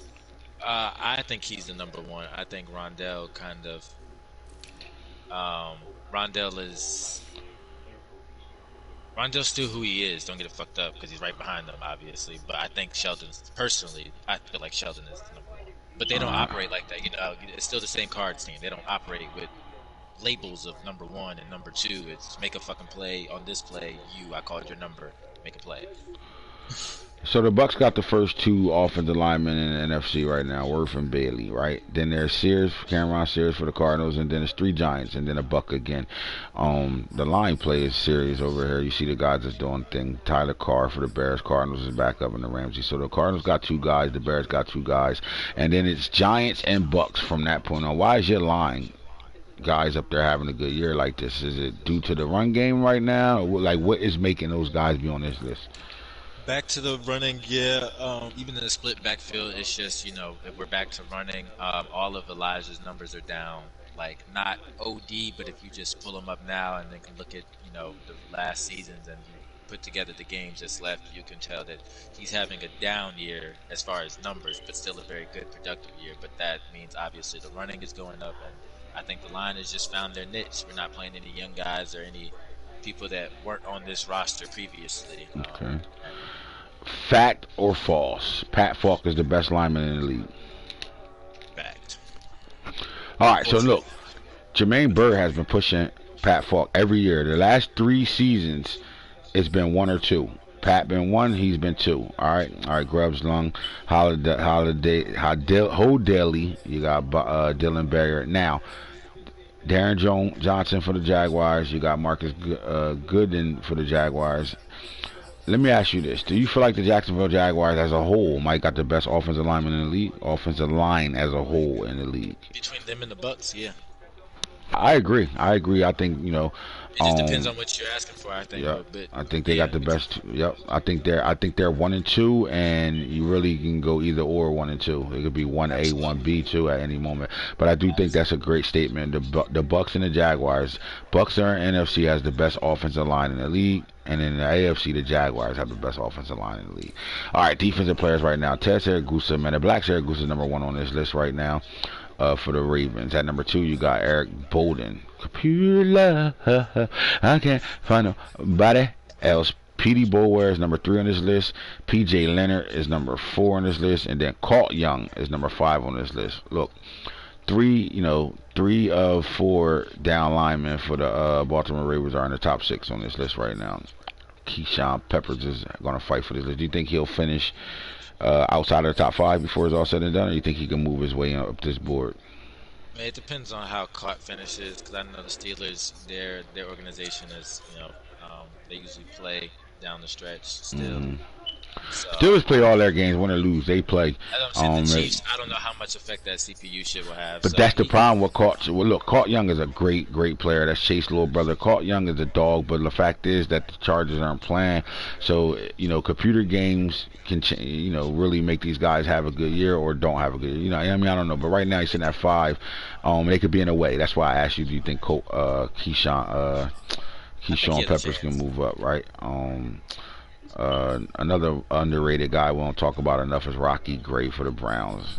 Good D tackle over there. All right, so the NFC, let's look at the D line. Your top 5 are Jeremy Cumberland, Andrew Leonard, Joey Bosa, Pierre Ford for the LA Rams right now, and then Vicky D. So the Cardinals is back in the building with Cumberland Farms and Dickie V in the top 5. But then you got Pierre Ford up and coming, Joey Bosa, the veteran up here, and then Andrew Leonard. I've been told y'all he was that guy. Playing at a high level right now. Let's go look at the linebackers. NFC: Devin Bush, Devin White, Michael Parsons, Alan Reed, Isaiah Simmons. What do all 5 of these guys got in common? Speed. I'm assuming Alan Reed is at least 92 speed, because 92. He the fastest linebacker in the game outside of Dolphy Owe. I meant literally at least, but I just haven't, but speed, and speed. Like, Simple as that.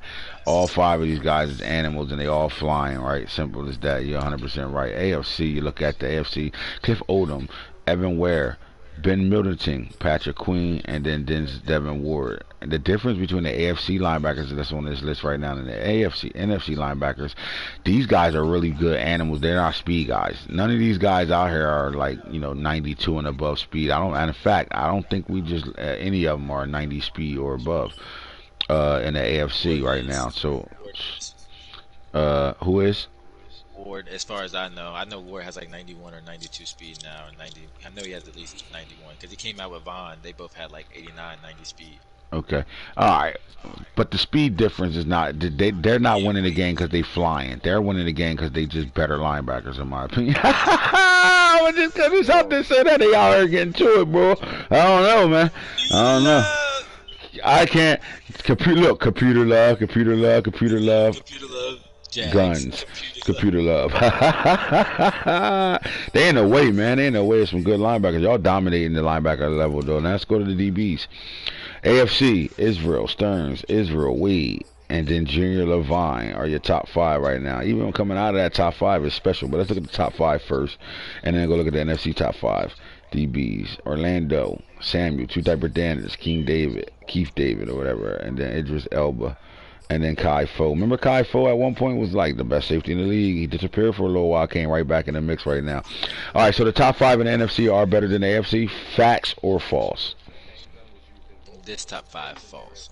I don't know where they pulled this top 5 from, but I agree. I think it's false. You're not fucking with this top 5 at all. And then you go 6, Diaper Dandy. Then you got Ed Reed, veteran Steiner, and then you got Deion Harris, all dogs. Let's look at their 6 over here for the last one. And then we go over here, we see Solo Savage. You got Tate Gowan. Oh my God, Russ McClendon at the safety. Carlton Davis, Terrell Means. It's some good DBs, I'm like, bro. what the fuck is going on, bro? I don't see none of the names I know for real. Man, I know Kai Fo, of course. I ain't played it. It's a lot of names you don't know really at the NFC side. Well, shout out to the Vikings. Is that a good? That's a good thing, though. I was about to say, shout out to the Vikings for coming in, A1, making some shit shake, getting these Vikings up in here and some of these awards. Just stop changing their fucking names, please, so maybe I can remember them for right. A game or something. You know what I'm saying? Every game they names change over here, man. Every game. All right, so that was your DBs. That was all the players, all the things. And we just keep going right now. So Max, we're here to not hurt feelings. We're here to hopefully give advice out when it comes down to the come down right now. I'm going to ask you to spin the wheel, and when you stop, tell me what division I'm looking at. And while you're doing that, Max, do me a favor. While we do that, can you do me a favor? I'm going to go to the screen real fast. I need 30 seconds. I'm going to go to the screen real fast, and I'm going to leave it there. And I want you to talk about yourself. I just want you to talk about the top 5 stat-wise right now this year. We're going to talk about with the top 10. No, what you can see, 1, 2, 3, 4, 5, 6, 7. So I think it stops at Marino's. Yep. Talk about the top 7 quarterbacks passing wise, yards wise right now, the season they having. You're Dolo. You want hitter. Give me 2 seconds. All right. Well, we got Lamar up here. 2 years removed from falling out his MVP season. He's responded with basically 4,200 yards, 55 touchdowns, 15 interceptions, 69 pass completion, averaging 418 yards a game. It looks like he's leading the pack at the NFL with that stat too. 29 sacks, that's mid-range for Lamar. You know, he's always doing shit with his feet. I think he's just trying to show that he's still dominant. That AI draft trade after trade got, a fire lit under Lamar's ass. The coach's, low patience tolerance right now with losing games, especially the big ones. So I think Lamar just has a fire in his ass. You got Sensei at 2 doing Sensei shit, having a pretty modest year. 4,200 yards, 53 touchdowns, 21 interceptions, 70% completion, 21 sacks, trying to stay clean in the pocket. I think this is just showing that the Cards are just having a simple, balanced offense, keeping things modest and chill. Not really trying to do too much, but trying to get good development, honestly, if you ask me. I don't know what his receivers are looking like, but I'm willing to bet that they're probably really balanced right now. And Hits Israel is still getting the ball. Jerry Bradshaw, uh, having a really good year. Low turnover ratio is possible. High completions, 4,200 basically again. 41 touchdowns, 13 interceptions, 75% completion, 414 per game. It looks like he's about third. High, looks like he's potentially highest QBR rating, I would have to guess, or top 2 or 3. 12 sacks. So he's just staying clean in the pocket. That's a tribute to the line. We was just talking about number one, and that protected. So it's just, those two together will allow you to bind together. And when you make quick throws and you keep your offense simple and to a point with high completion percentage, it allows you to be dominant still. And you're gonna have the weapons out there that you have. So that allows Bradshaw to be really third, but in some form you could say he could be having a second type of season just because of the completion percentage and turnover ratio. So shout out to them, undefeated. This is actually surprising. We have King Sanchez up here from the trade. So the Eagles trade their quarterback that they drafted last year in the first round to keep the quarterback they drafted in the first round, and he goes over to Jacksonville, Duval, and he shits. In a situation where Trevor would maybe be top 10, they have a quarterback that's now in the top 5 right now at this point with 3,800 yards, 34 touchdowns, 19% completions. He's on the sophomore year, so we like that, even though, it's still high on picks in a way, but we like that. Kyler has 21, but 71% completion, 346 a game, 125, 26 sacks. That's that mid-tier, between mobile and, keeping in the pocket. I think that this right there is a good indication that the Jaguars are going on an upward trend, especially on offense, just simply because they still have Etienne that we know is shitting, and now they have a quarterback that's up here basically shitting too. And they're like 9-1, so this is a good look for the Jacksonville for the future. With 304 pass attempts out of the top 4, they have actually the most pass attempts, so they're not scared to throw the ball and give this guy some action. 5, we have, I think his name, you said it was Chris Evans now. There used to be Robert Downey Jr. 3,800 yards, 34 touchdowns, 31% completion. We would like to see that cleaned up, but he is a rookie. 58% completion, so it's telling me he's still taking a lot of throws down the field. He could clean up the offense a little bit more. 32 sacks, that could be a little bit clean up the offense, keep shit short and sweet. But I don't think this is bad at all necessarily. We like to see the interception ratio cleaned up a little bit, but he's still a rookie, so it's really kind of short to talk about. Braden Stanton, 3,700 yards, 38 touchdowns, 22 interceptions. That's not bad. 67% completion. He's averaging 335, 113 QBR rating. That's not bad at all. 31 sacks, so he's got to clean that up a little bit if you ask me, because he's not really a mobile quarterback. Who you talking about, Stanton? Stanton, yeah. Is he not really a mobile quarterback though? I mean, I think he's schemed mobile quarterback, but if you're gonna scheme your quarterback to be mobile, you kind of got to keep the offense. I was just about to say he's got to just sweeten up the offense a little bit more. 84 speed, 92 acceleration. He can move the pocket, but he do a lot of rolling out with this guy. He move the pocket. He's not running with him though. Yeah, when you're rolling out, you should already be reading the field at half, so you can make the offense just cleaned up a little bit more. Maybe just to get sacked less, you should be getting the ball out your hands quicker, whether that's throwing the ball away. If you're rolling out, you should either be throwing the ball away sooner or making your read sooner, in the sense of you're already reading half of the field or quarter half of the field anyways. So 31 sacks is kind of high at this point, but still not a bad touchdown to interception ratio. He led this team to damn near he led them to damn near the Super Bowl, but the AFC Championship where he lost to the Broncos.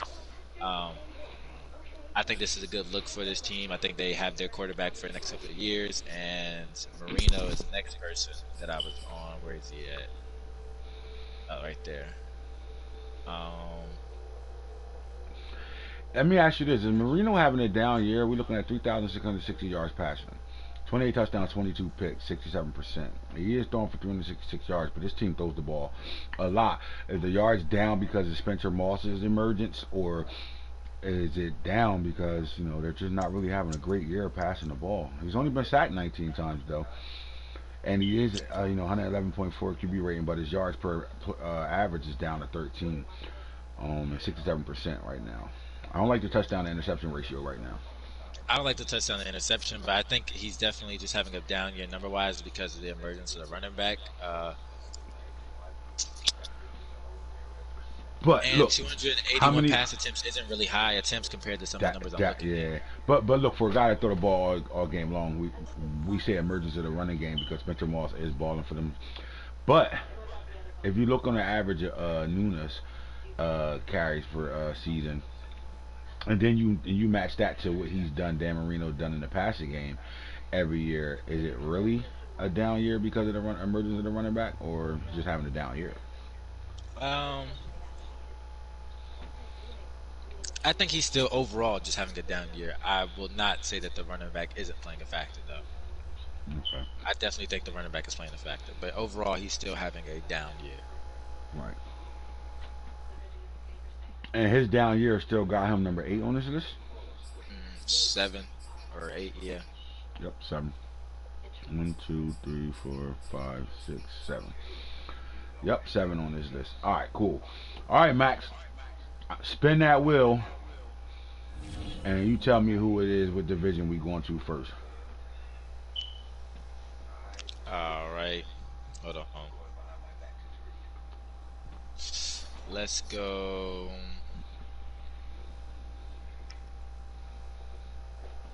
Hold on, I'm spinning it. Let's go. I landed on the Vikings, so let's go NFC. Fucking NFC West. NFC North Vikings. North, I meant North. All Yeah. right. So to start off with the NFC North, you have to start off with the team that's won the division the majority of the time. Actually, every time, which is the Chicago Bears. They have won that division. They swept it. It's 6 straight seasons of them winning the NFC North Championship. All right, that's the first thing you start with. So when you talk about follow the leader or tone setters, you know what I'm saying?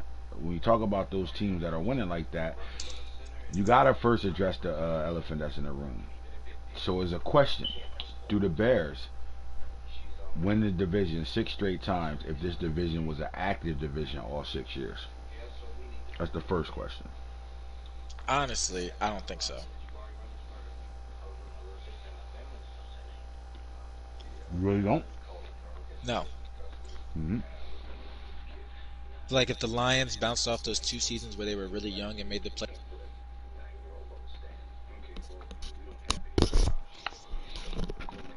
You back yet, or still having technical difficulties? I'm back now. Fucking controller stay dying. If the Lions didn't have that one season where they fell off after having 2 young seasons of literally making the playoffs with a roster that we kept saying was before they're ready before they were supposed to be, I Mm-hmm. think that season where they fell off has the same actually double the hit that the Chargers is going through right now. So Right. I feel like if they stuck around for them 2 more seasons or even 1 more seasons, they would have gave the team a run for their money. That shit would have been gelled together, and they would have already been used to making the playoffs as a young squad. And that's the problem. The Lions are a better team built now than they were when they did make the playoffs. But the difference is when you take 2 seasons off, you don't have no type of gel process with your team. You have no idea what you got on your team. You got to Even really with get the to game, understanding them. Yeah, even with the game, you're right. Not playing games really put you a step behind. This game changed so fast that you got to really continue to play. That's why the guys that play, no matter what happens, win or lose, and they play, you see them start to get better as as the seasons go. They start to get better because they're not missing anything. So now, with that being said, to talk about the Bears, right? This team won a Super Bowl in year 1. Didn't have the best roster in year 1, but they won it in year 1. They just had, one of them magical playoff runs where, this team won some big games in the NFC. They, but then they got in the playoffs and they just, things added up the right way for them to be playing in the game they played in, and they matched up with a great team to play with the Dolphins in year 1. Now, that's not taking nothing away from what the Bears did. This is a Super Bowl winning team that's only 6 seasons removed from a Super Bowl, right? Damn, that felt like light years away, huh, Matt? That felt like it was forever. what? Yeah. Oh my God. All right, so at the end of the day, it starts off with Justin Fields. But before I get into their roster, and I don't know if I want to call the Bears the standard because what happened was this: when you don't have nobody actively playing in your division, it doesn't matter what your roster look like. That's 6 free wins every year. So it don't matter what your roster look like. Well, this team got in trouble because of those 6 losses. I mean, them 6 wins that they got. That was forced wins every year, because the record didn't allow them to see their actual real holes and real issues with this team. It didn't start affecting them until they got into the playoffs and they started getting their asses whipped by teams that they were beating consistently. I mean, you saw the changeover between the Bucks starting to blow them out at times now. I mean, the year they took the Cardinals out of the playoffs, they fucking getting aired by the Cardinals by halftime, 50-something points, things like that. And then you really started to see this team wasn't really building a good roster. They were content after winning that Super Bowl, thinking that things would change. And what he didn't account for is, because you don't have an active division, you're not getting your team better because you don't have to. Flat out. So you missing the fact that everybody else around you in your conference is getting better, and you're not getting better as a team. I don't think until season 3, maybe 4, is when he realized, wait, hold up. And then he started to do the things he had to do to get this team up to par. So let's start there first before we call them the standard, before we call them the follow the leader, before we call them anything. Because I don't know if we're going to go through this division and see the Bears as the best team built over here, right? I'm not sure we're going to see that. But what I will say is this: for the Lions, Vikings, or Packers to be able to, stop this team from winning it every year, winning their division every year, they do have to do some things to counter this roster. So we'll start there. I think their glue to this whole team starts with Justin Fields and ends with Justin Fields. I don't think this team is always in a bad situation as long as Justin Fields is the man behind the center. Absolutely. And that's a fact.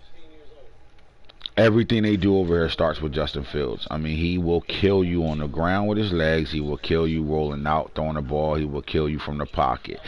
He is that good. And at times, we never really thought. If you look at some of these weapons in this league, you ask yourself, did they really put weapons around Justin Fields the way they should have, right? So then you go back to their run game. They developed the run game over here, but their Super Bowl run, they won it through their run game. They just did it with backs you wouldn't expect it to do it, like Tyreek Cohen and fucking David Montgomery. So to me, they went and upgraded the running back position. Right? They upgraded the running back position with Michael Warren. Remember, he came off that practice squad waiver sign in the year 1. The Bucks never signed him, and they got themselves a speed demon that they just had to develop. So, a few seasons later, this is what it's looked like. Michael Warner, they got their backup running back that's really the start and tailback now. That Walter Payton Jr. It's only right that Walter Payton Jr. is the guy over here. It's Walter Payton Jr.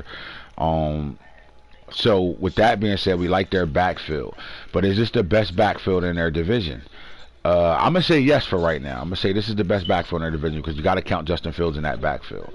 The one thing that they are steady at, they have a security at, is at the quarterback position. And then you look at the next 3 teams in that division, and you will say that those teams aren't really secured at their quarterback position. So this is where the Bears become follow the leader, the standard. But when I tell you guys, you have to build for your division to win outside of your division, right? And this is why I say the Bears got themselves in trouble, because they didn't build for their division because they didn't know what the fuck was going on in their division. They didn't have to worry about that. So they couldn't build for outside of their division. They was just going through the emotions. I draft him. I don't got trade. Just get the players we get. They wasn't winning on their picks. None of that shit, right? That's it. Huh? I said you'll see it on the roster. Right. They wasn't winning on their picks at all. They was getting a lot of stars in drafts and not ability guys in drafts, and you started to see it. They're there now, but they wasn't there right now. So again, you look at the standards. We like their backfield, and I think if you were the Vikings, the Packers, and the Lions, this is where you start with their team: quarterback, backfield, running back, backfield, and start there. What do we do to be able to build, to be able to stop this backfield, right? So it starts at the front 7. It starts there first, right? The guys that put their hand in their dirt and the linebackers that go after these guys. So it starts there. So let's continue to go through that roster. At the receiver position, Darnell Mooney has, emerged. Remember, this was the Allen Robinson show over here. First 3 seasons. Allen Robinson show. I would have to say that they, to me, honest to God, they probably got the worst receiving core in this division. I was just about the Packers, but Packers, you sure? I gotta double check, but let me go look. Just hold there 2 seconds.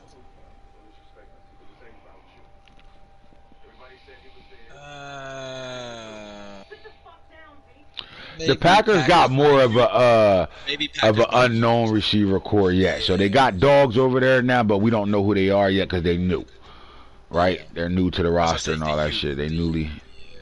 So I'll give you that. I'll give you that. But what you're seeing is you're seeing, third. Huh? Still third. They might not be last, but they third. I don't right. Think the Lions, they better than the Lions or the Vikings. Right. All right. So you look at the receiver core. They're getting a lot out of Darnell Mooney. Anthony Harvin is in that, that's that Percy Harvin look. He can be a problem for this team, but I don't think nobody lines up and schemes when put it this way, Max, when you're about to play this team, you're not up all night long figuring out ways to stop Anthony Harvin, are you? No. Are you even worrying about how to stop Darnell Mooney? Not really. I'm placing my corner in front. So we're gonna go back and show y'all how important Justin Fields is for this football team, because they got one of the worst receiving cores in the league. But yet Justin Fields always is playing somewhere between divisional in the divisional round, maybe, I don't think they even get early exits, wild card round, depending on the matchup. And they win 12 games a year easily. All because of Justin Fields. That's how important he is right now. So when you are the Lions, the Vikings, and the Packers, the first thing you got to do is you got to be able to build your entire defense first. And it starts with, how do you stop a player of Justin Fields' magnitude, right? It's not just that. It's the scheme. How do they use Justin Fields? And can we pick the pieces on the field to be able to counter the way they use Justin Fields? Because Justin Fields makes all these guys, the running game and the receivers, play at, if they're sevens, they play at a level 10 with Justin Fields is on. When he's on fire, on point, doing the things he need to do, this team receiving core can play at the best of them. Right? But when you look at this Bear team, you're not looking at a team that, there's nothing over that scares at the receiver position. In fact, they got a crowded receiving room with a bunch of guys that don't even need to be on this roster. You look at the tight end, they have been getting it done with Andy Pear. I will say that. I think he is in the top 10 percentile of this fucking league as a tight end, and I think he's one of the most underrated tight ends in the league. He's very productive, and I would say this: when they're not running the football, their passing game starts with the tight end before it goes anywhere else. They throw the ball a lot to their backs out the backfield, but it starts with the tight end before it goes anywhere else. That's how important Andy Pear is to this team. So again, if I'm the Vikings, Lions, or the Packers, you have to, what piece that I draft that can shut this guy down or can give us a security on keeping him contained, right? They do got a nice little backup. I don't know if they got him through free agency or where he came from, but he's a nice backup, so they can go too deep at the tight end position. I know they grabbed him out of free agency. They actually 3 deep at tight end.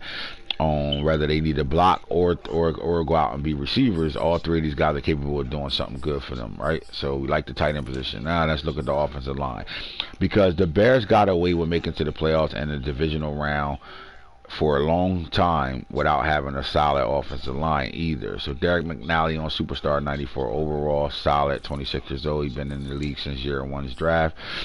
All right, so Robbie Jones at 88 overall, 23 years old, superstar, solid. All right, you look at Calvin Foster, only in his second year, 23 years old, 89. So they started to address their line like 2 drafts ago, in my opinion. Here we go, 5 years in the league. Jeffrey Ramsey, same draft class as the first one. So they got 2 out of that first draft, and then a couple drafts later they started to attack it. Tyler Carr too. Now, when you look at this offensive line, you got a 96 overall right tackle, you got a 94 overall left tackle, and then in between that you got 88. So you got up a high echelon of linemen, 89 above, shit like that. They're dogs. Jeffrey Ramsey, 94. All right, so the Bears line is intact. And what the Bears did was they finally put the pieces around Justin Fields to keep him comfortable. You can't roll out, run your quarterback, throw the ball, make him be the best player on your team without being there protecting. So I think they did a better job getting protection than they have gotten weapons. Yep. But again, you can get away with this when you're not having to deal with the other three coaches in your division.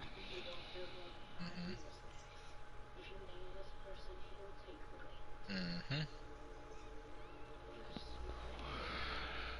You damn right I did. Showing you some love over there. Now go get you some work. You know what I'm talking about? And you can say thank you, Aunt, later, my nigga. You know what I mean? Yeah. But again, the weapons, the protection for Justin Fields is great, right? Would you agree with me? Great, or am I saying an Fucking great. overstatement? They're Yes, great. The I protection is yes. great. Here's why I think the protection is a little bit above great, because they don't have the weapons. In my opinion, they don't have the weapons of the what the league looks like at weapons. They don't have those guys, honestly, for them to be as good as they are. So my question would be, if I'm the Lions, the Packers, or the Vikings, it's all about building your team by playing it and drafting well and doing free agency well, because you're not that far off from being able to line up with these Bears and be the better football team on the field. And this ain't no regular line. I ain't gonna lie. Left tackle, right tackle, 80 speed. Left guard, right guard, 75 speed. Center. Hmm Like, this line fast as shit, 75 Yeah, speed. they This line fast that as shit Baltimore build, man. That agile offensive line. Them guys can move. with the fast as shit quarterback and the two fast as shit running backs. It tells you right there what you need. You either need size to slow these fast people down, or you need the speed to match them in your front four. But you know what's crazy though? As much as this team is built to be able to run the fucking football, they throw the ball more than they run it. Mm-hmm. Again, if the other three teams build to be able to, slow this down over there, I think this team will become a more of a running team than they are a passing team, because their makeup is really for the run game. Mm-hmm. I can agree with that. All right, now let's go on the defensive side of things and look at what they got. Since they lost Khalil Mack, they had trouble getting to the quarterback until they drafted Pat Teller 3 drafts ago. Since Pat Teller has been in the league, this guy has changed their pass rush, period. Would you agree with me? When they got rid of Khalil Mack, that put a hole in their defense for 3 straight seasons. Yep. All right, so Pat Teller, they go get their Khalil Mack. Remember how many shows that I said they got their Khalil Mack. Since his rookie year, this guy's 17 sacks, 15 and a half sacks, 18 and a half sacks. He's a Pro Bowl player. Only made it once, and he won Defensive Rookie of the Year in 2024, and he ain't even had big stats then. Yes, he did. I'm sorry, I read that wrong. I went top to bottom. But he only made the Pro Bowl one time. That tells you what the league is doing with, at that DM position, right? Because these are good numbers. These are great numbers. I mean, look, 18 and a half, 15 and a half, 17. He didn't even make it this year. That tells you what was going on in NFC that year at defensive end. But they went and got their premier pass rusher. That's the thing, all right? So it took them 2 seasons to say, we got rid of Khalil Mack but never replaced him.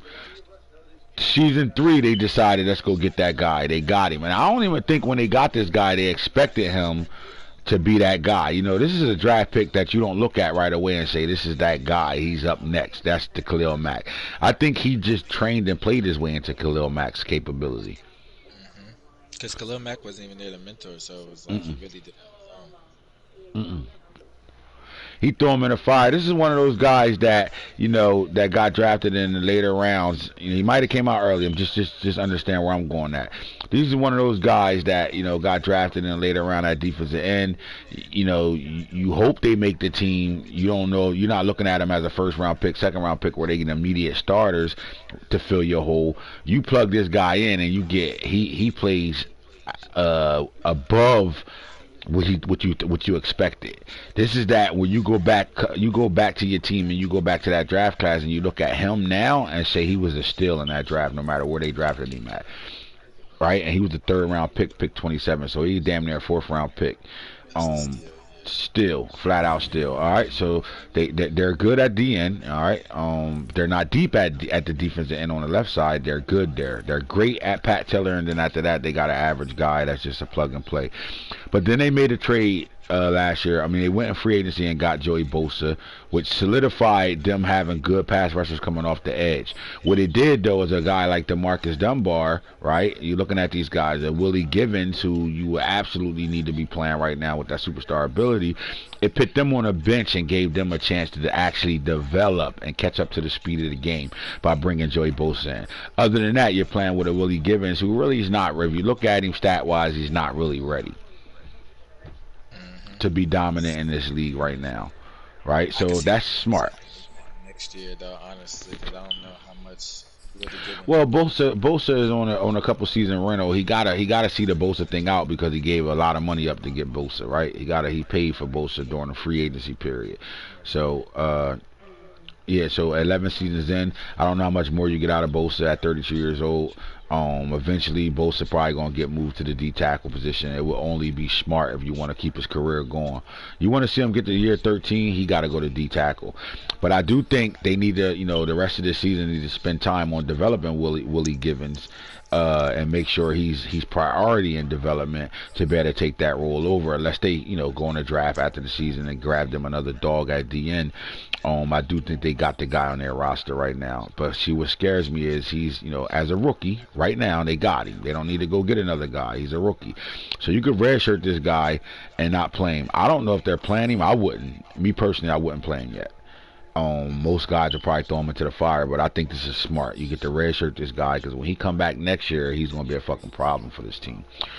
So I like them at the defensive end. Again, they're not super deep at the DN, but they're good at the end. Will Lowry is a man child. He's a problem for this team. He's been a problem since he's been on this roster. The fact that he went up to an X factor helped this team out tremendously. Anytime you got a D tackle with 12 sacks, he follows that back up with 9.5. Last year he had 8. Right now he has 5. So right now, in the way he's going to be somewhere between that 12 and 9 again. Right? Double-digit tackle for losses. I think he, only 5 right now, but I think he can finish with double digits again. They have a premier D tackle, so now they solidified their pass rush, right? D'Angelo Glass, rookie pickup. This is a great pickup, 6'4", 345. They're going into the future with Pat Teller, D'Angelo Glass, Will Lowry, and Willie Givens. They did a great job in this draft this year addressing that front four on defense. In my opinion, that takes them into the future. So they're in a good situation. So again, if I'm the Lions, the Vikings, and the Packers, I'm taking note to this. You got to build for your division to win outside of your division. To me, the Bears are now building to win outside of their division now. To get into the playoffs and not go home early because the Bucs is better than them. The Giants is a better team than them. The Cardinals is a better team than them. They struggle with the 49ers and the Cowboys because they are better teams than them. They're not in that situation no more going forward. I think they're in a good situation now where they can match player for player on your team and their team at their top position. Like, you're not going deep. Second player, third player on the roster, you're not going deep at those positions, but your first players, your starting 11, you can match up with the guys on your that you're going to face outside of the division. So right now, just looking at what we saw, the Bears are built not only for their division right now, they're built to be able to win outside of their division. On defense is what we're looking at. Offensively, I don't think the weapons they got on offensive outside of Justin Fields and that offensive line is built to win outside of their division. Would you disagree or agree with me there? I think the defense is definitely built to a point, and they're trying to see the future. But I don't think the offense, outside the O-line, it's nothing really there. But if I'm the Packers, the Vikings, the Lions, this is a good thing, right? Because they're not really that far. You're not that far away from this team. You're not that far away from being a better equipped team on the field and being able to not only try to outcoach this team, but sometimes you can out AI a team. Your players are just better, right? And in that sense, if I'm those three teams, looking to take this guy's head off and stop him from winning the division every year, I think the signs are pointing up for those teams because they're not that far off. It's not that far off. For any of those teams to absolutely take over, they just got to better, coach better, coach the game better when they play the Bears. They can't miss games. They got to play those games. They can't let the Bears slow walk them into a 50-50 or a forced loss because he's supposed to play you at 5 and then all of a sudden he can't play till 8 and then you just go to fuck the bed. You don't want to play it. You got to play your games. Simple as that. That's just the front four. Now let's look at the linebacker core. Lamont Kemp, they got him back from free agency. He was almost out of here, but he decided to come back. Got good speed, good size at 6'3", 243. Ability linebacker, solid linebacker, 95 overall. Akeem Davis, 29 years old, but then they got Deshaun Moody, 91 speed, 91 excel, superstar. All right, and they got another guy that's just wasting space here, special teams guy. So at the linebacker position, they got a good left outside linebacker, but they don't have a backup yet. But they got a good middle linebacker, and that's it. They can't go farther than one deep at the middle linebacker. So let's look at the right outside linebacker, and Tim Galloway, solid. And then you picked up Dean Panfile. His brother plays receiver for the Packers. I don't know if he's still there, but he plays receiver for the Packers. But this is one of the best linebackers in the draft. At 6'6", 266 pounds, X factor, 92 speed, 92 excel, 95 hit power, 95 tackling. I think he's a great player off the edge. I also think he can go versatile and be a middle linebacker for this team at any moment if they wanted him to, because of Tim Galloway. I think Tim Galloway should stay on the edge because of the block shed 90. You see the difference? Yeah, Block and shed. what happened was I noticed around like week 8, Roquan actually retired week 6 or 7. Right. Early But retirement, he so was old. They were still old at that middle linebacker position, right? they're definitely old. Yeah,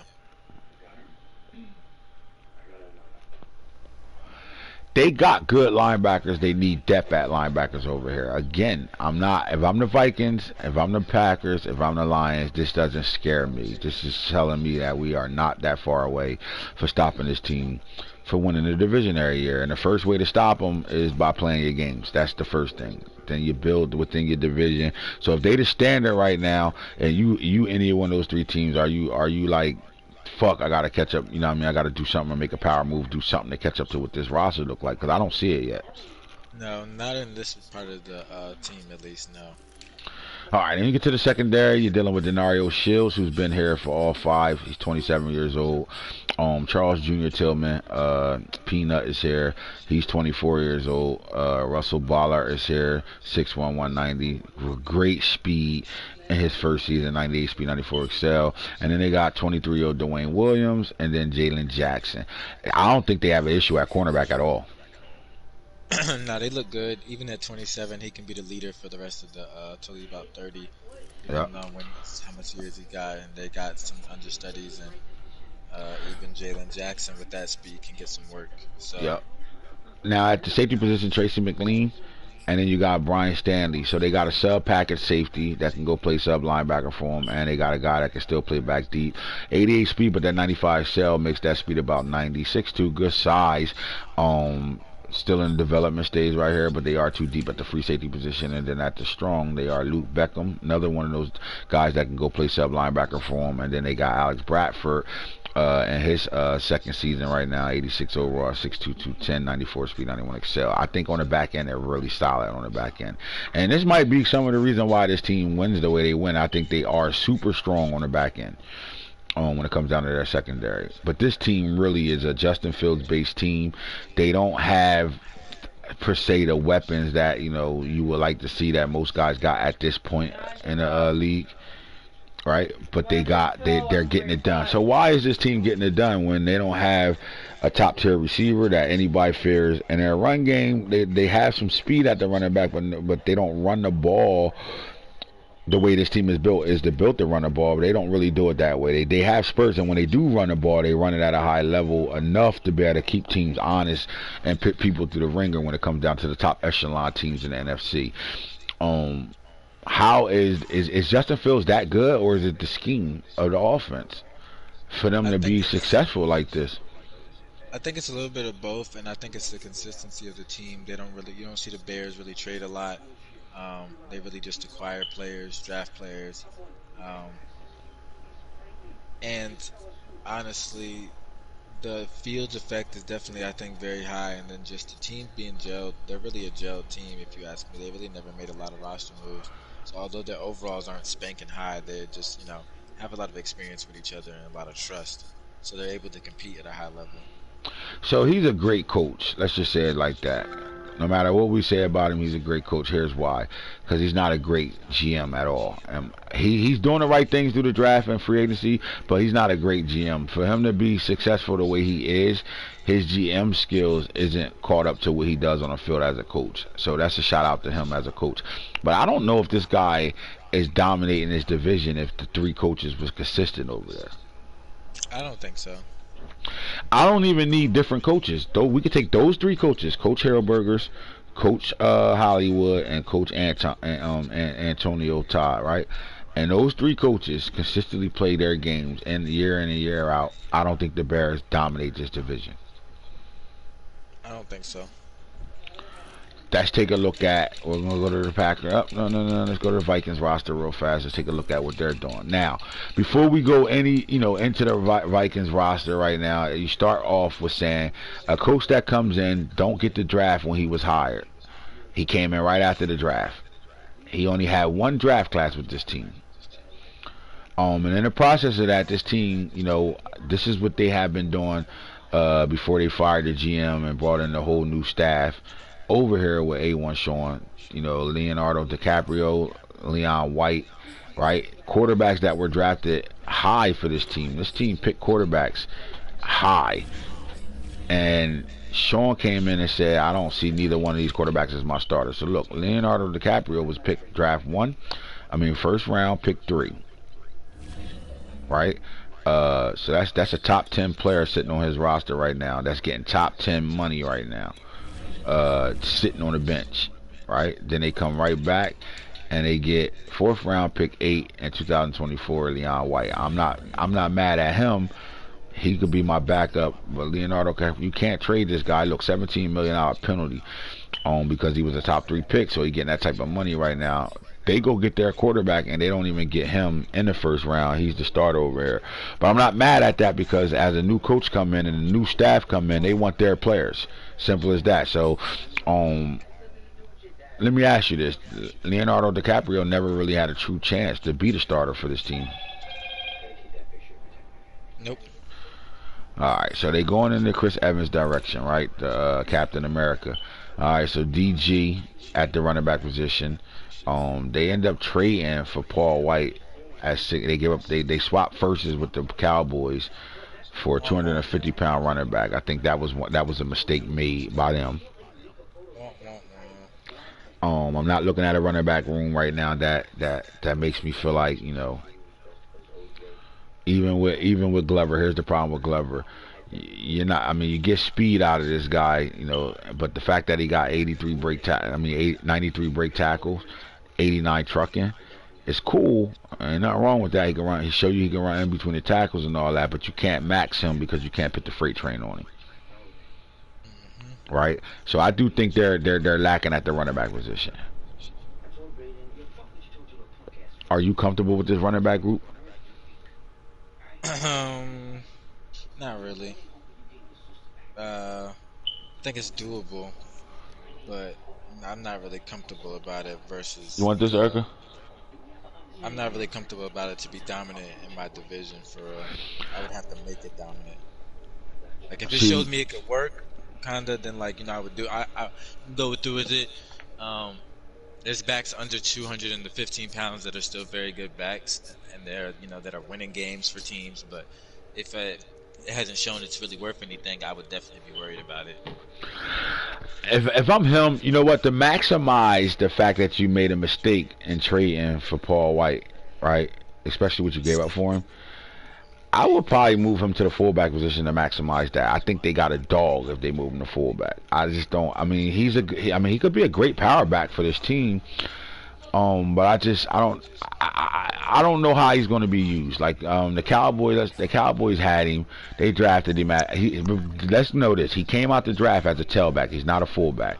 The Cowboys moved him to fullback and built him as a fullback, and then traded him back, moved him back to running back, and traded him to the Vikings right here. This was a reach trade. But how do you make this work? You make it work by moving in a fullback, because the Cowboys spent the pick 21 in the 2nd round on this running back. So they saw something in him, right? So now it's your job to see what the Cowboys saw in him before they looked at him as a person that he can use as a trade. What did they see in him? So the first thing you look at as what we know he got 93 truck and 92 stiff arm. We also know he breaks tackles at a high level. But then we want to look at, out the backfield. Superb out the backfield, but this is good fullback number for out the backfield. The problem is, can he block? And if he can't block, can you build him as a blocker? I think they can get away with, he's young enough where they can get away with just redshirting him and building him and just using him as a receiving fullback more than anything. You got to get him to better because, look, impact block is only 45, run block is 31. You got work to do over here. Right? Got work to do to make him, but they can make this work at fullback. Do you feel the same way, or am I just reaching right now? It's a tough ask. I ain't gonna lie. Like, the Broncos did Montgomery at fullback for a little. They did Javonte Williams at fullback, and then for a season, and then brought him back. Like, somebody did Leonard at the Bucks did Leonard at fullback. I think the Patriots did Stevenson at fullback. I mean, it's worth a try. Look, just as fast as you could change a name on your team, I would change his position to fullback right the fuck now. And I'm not saying you got to start him at fullback, although I don't think the fact that he's not a great blocker will hurt you until you plan in situations where it will, if that makes sense. I know I'm not explaining a lot, and I don't want to stay stuck on just this guy. But if it's me, I'm moving him to fullback. And then I'm going to train him at fullback because you're going to better train him because here's the reason why. He's still only costing you 8,000 points to upgrade. And he'll block still. And he's going to, he's going to block. Listen, I have, Patrick Ricard wasn't even like as crazy as a blocker as you thought he was, and he blocked really well for me. I would move him to fullback and get the most out of him and still have him as a power back, goal line situations. Throw the ball to him out the backfield because you're getting a big body guy, the ball out the backfield. You catch him in a flat and air truck with this guy is a wrap. He's going to make some things happen. Running back if you want to and still use fullback. You just got to do it in game because fullback is still. But if I'm this team, I'm looking for a running back right now. If I can't get a running back right now, then we're going in a real drafting a running back. And so far, that's high priority for this team. You're not going to be successful with what you're trying to do without a good running back. And I don't think Glover is it at all.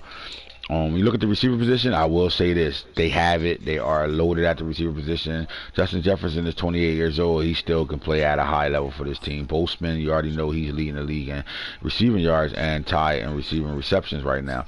Sidney Poitier, Poitier, however you say his name. Speed guy. Poitier. Yep. Sidney Poe. All right, well, he got 95 speed, 97 excel, really good. Like, again, when you look at this receiver core, it's better than the Bears receiver core right now. I don't care about the overall. You can just see what's happening. They're better. Theo Fletcher is going to be a fucking man-child for this team at 6'3", 210 with that 94 speed, 94.5 acceleration. They go get Austin Rich out of free agency, and Keith Garvin is here at 6'4". So they got everything they need at the receiver position for that quarterback to be successful.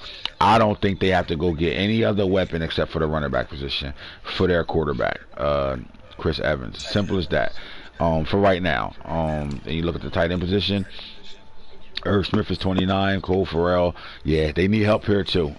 So my number one and number two need offensively so far will be tight end and running back. And now let me ask you, Max, them needing a tight end right now. Is that a priority? We saw the Steelers and the Browns both draft a tight end with their first pick overall, with the first overall pick in the draft.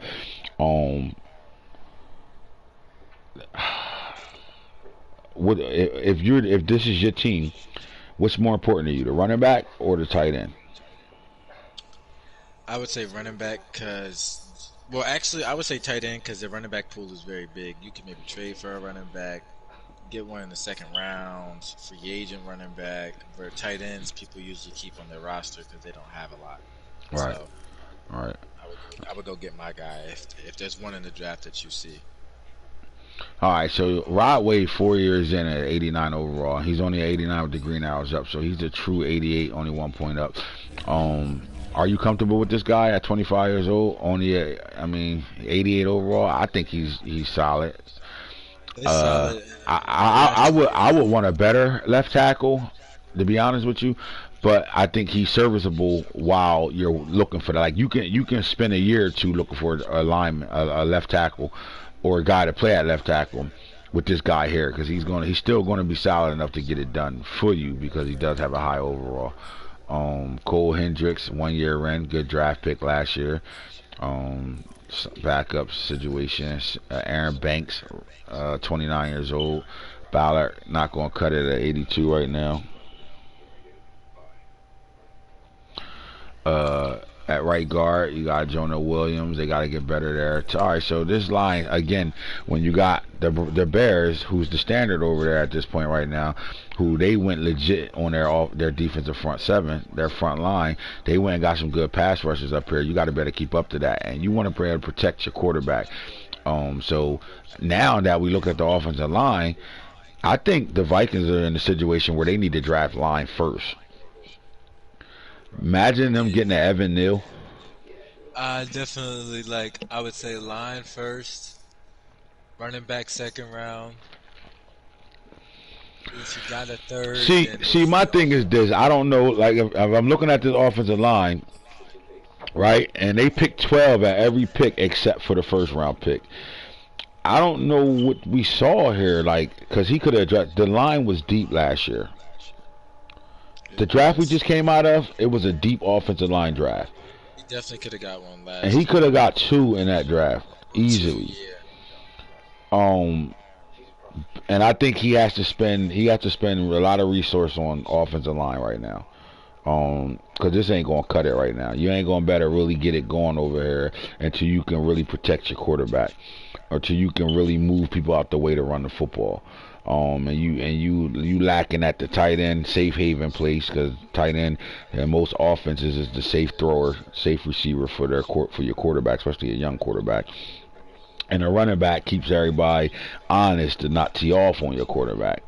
And if you got to throw the ball because you can't run the ball, guys is going to tee off because you don't got the guys that can protect your quarterback right now. So the Vikings got a lot of build, but you know what the positive thing for a team like the Vikings? They have a new head coach. He has the time to get it together. So he only had 1 draft class right now. So that's cool. He probably addressed some other shit. I don't know what he did. We're going through it right now to find out. But he has the time to really turn his team into his own team. But if it's going to start and you want to better beat those Bears teams, you got to better protect your quarterback. You got to better run the ball, because they got a great front seven up front right now. And then offensively, they have a great offensive line. So, and they can run the ball. So you got to better counter them. And that you don't want to get into an all-passing game with the Bears right now. Defensive thing, Donnell Hunter is a grown man. Terrence Baxter is a rookie at 79 overall. He's a star. Fine, that's fine. You know what I mean? You might want to upgrade there because of Danielle Hunter, or you want to play him into an ability somehow, or wait for a gift and then use that ability on him. Gift on him. Troy Dye, linebacker turn defensive end. Same thing with Carl McLean, linebacker turn DN. Dye is 30 years old. Dye playing at a high level though at that defensive end position from that linebacker level. I think, you know, scheme wise, this can work if you're doing things with him, because you could drop your DNs in the coverage because they outside linebackers. So you know, this could work if you doing some tricky shit.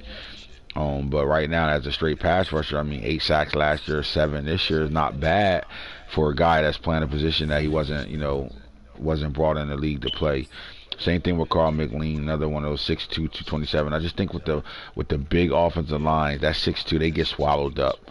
The one thing I don't see why he didn't do that with Calvin Green versus Conrad Green or Calvin. No, You said Calvin Green.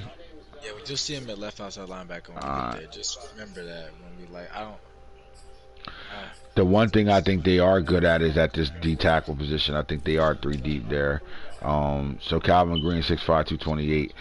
Yeah, I think I would have put him there. I see what you're saying. Just the height wise would have helped out there. And then look, the 87 block shit. Moves, yeah. Like, everything. I would have put him there and had Carl at left with the 90 speed. Me personally.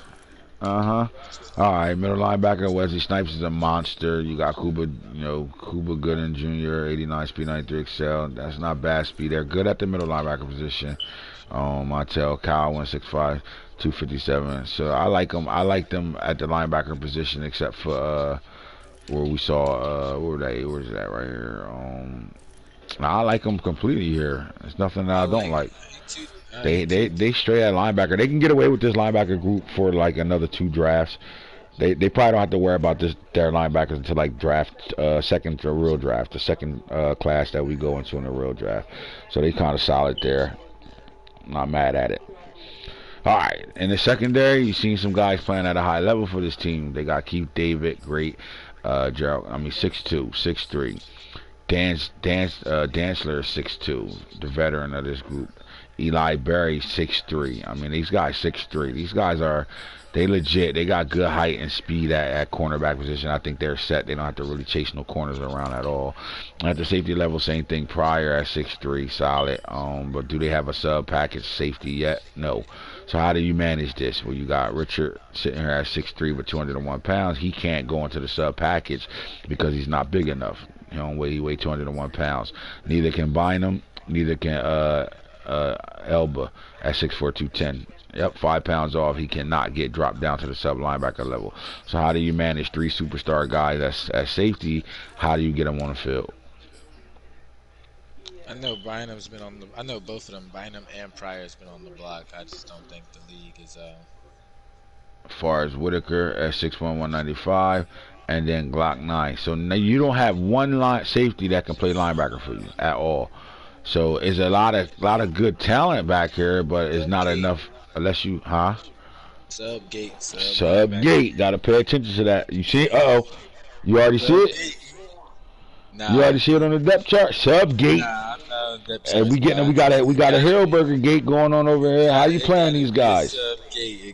How you getting them on the field, man? That's the question we want to know. How you getting them on the field, man? Oh man, let me go look. How you getting these guys on the field, man? All right, so with a brand new offensive coordinator, defensive coordinator, head coach, GM, brand new everything over here. The one thing the Vikings got up into their favor is they got time. Time is of the essence. And because they got time, can they put a good off-season plan together for 2? I think it's going to take them 2 draft classes, 2 off-seasons to flip this team for them to be able to compete for this division. Simple as that. They got a lot of work to do over here. This is a coach that came into a team that didn't come into a great team like the Browns. They came into a great team. Some of these, some of the new coaches that came in, the Bengals kind of came into they probably had about the same. The Bengals came into a good situation too. This coach probably didn't come into one of those rosters where it was like, oh God, he got to really make it work over here. And I think if there's anybody that can do it, it is him. But he's going to have to spend the next 2 classes getting it done, and it doesn't have to come through the draft class. He has to really be aggressive as a GM, whether it's trading.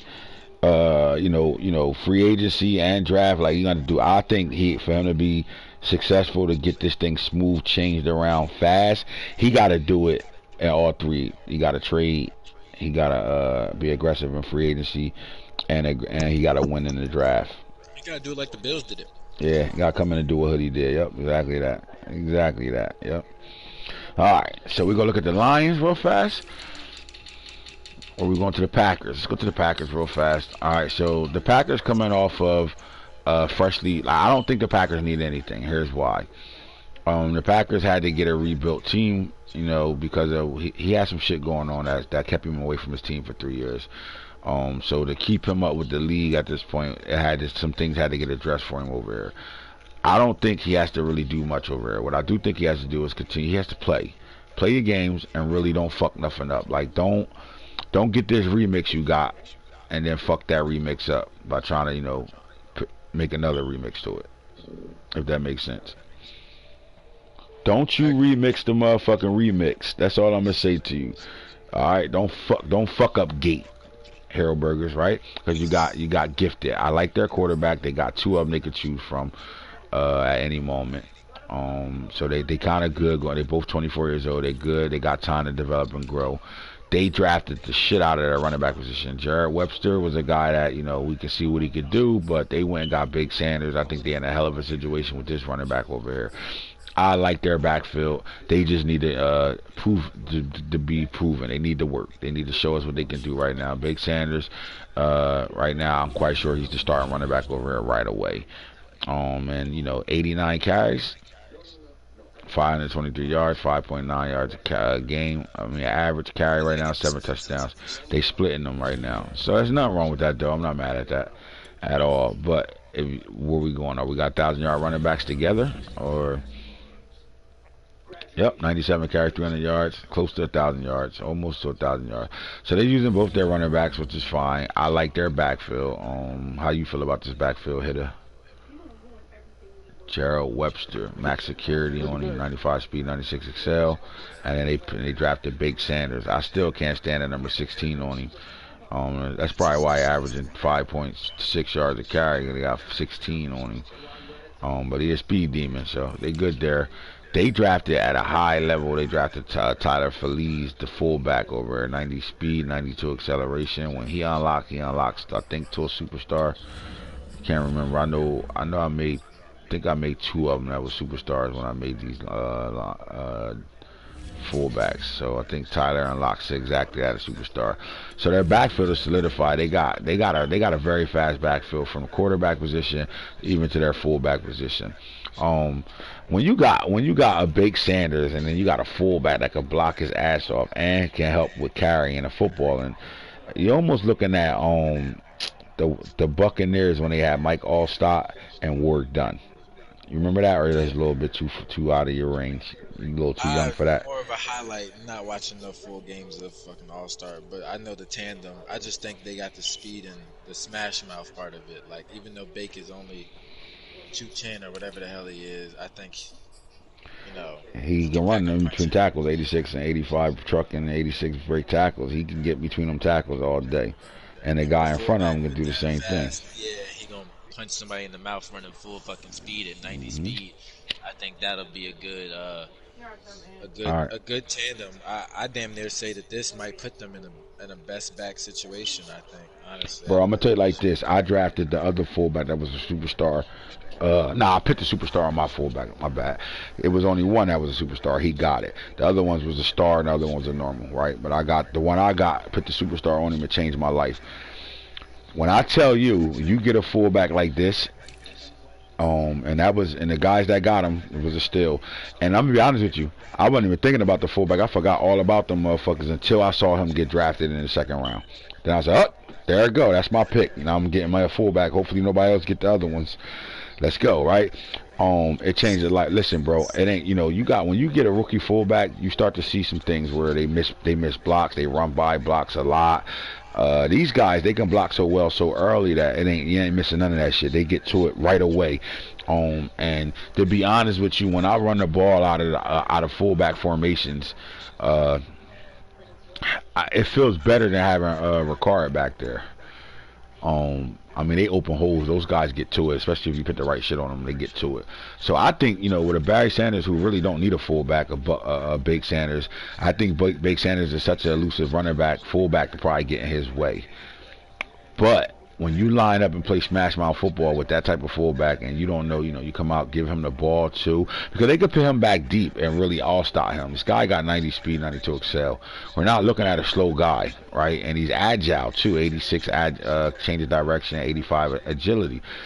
This can do some things, and but is the Packers going to play that type of football? So this is my thing.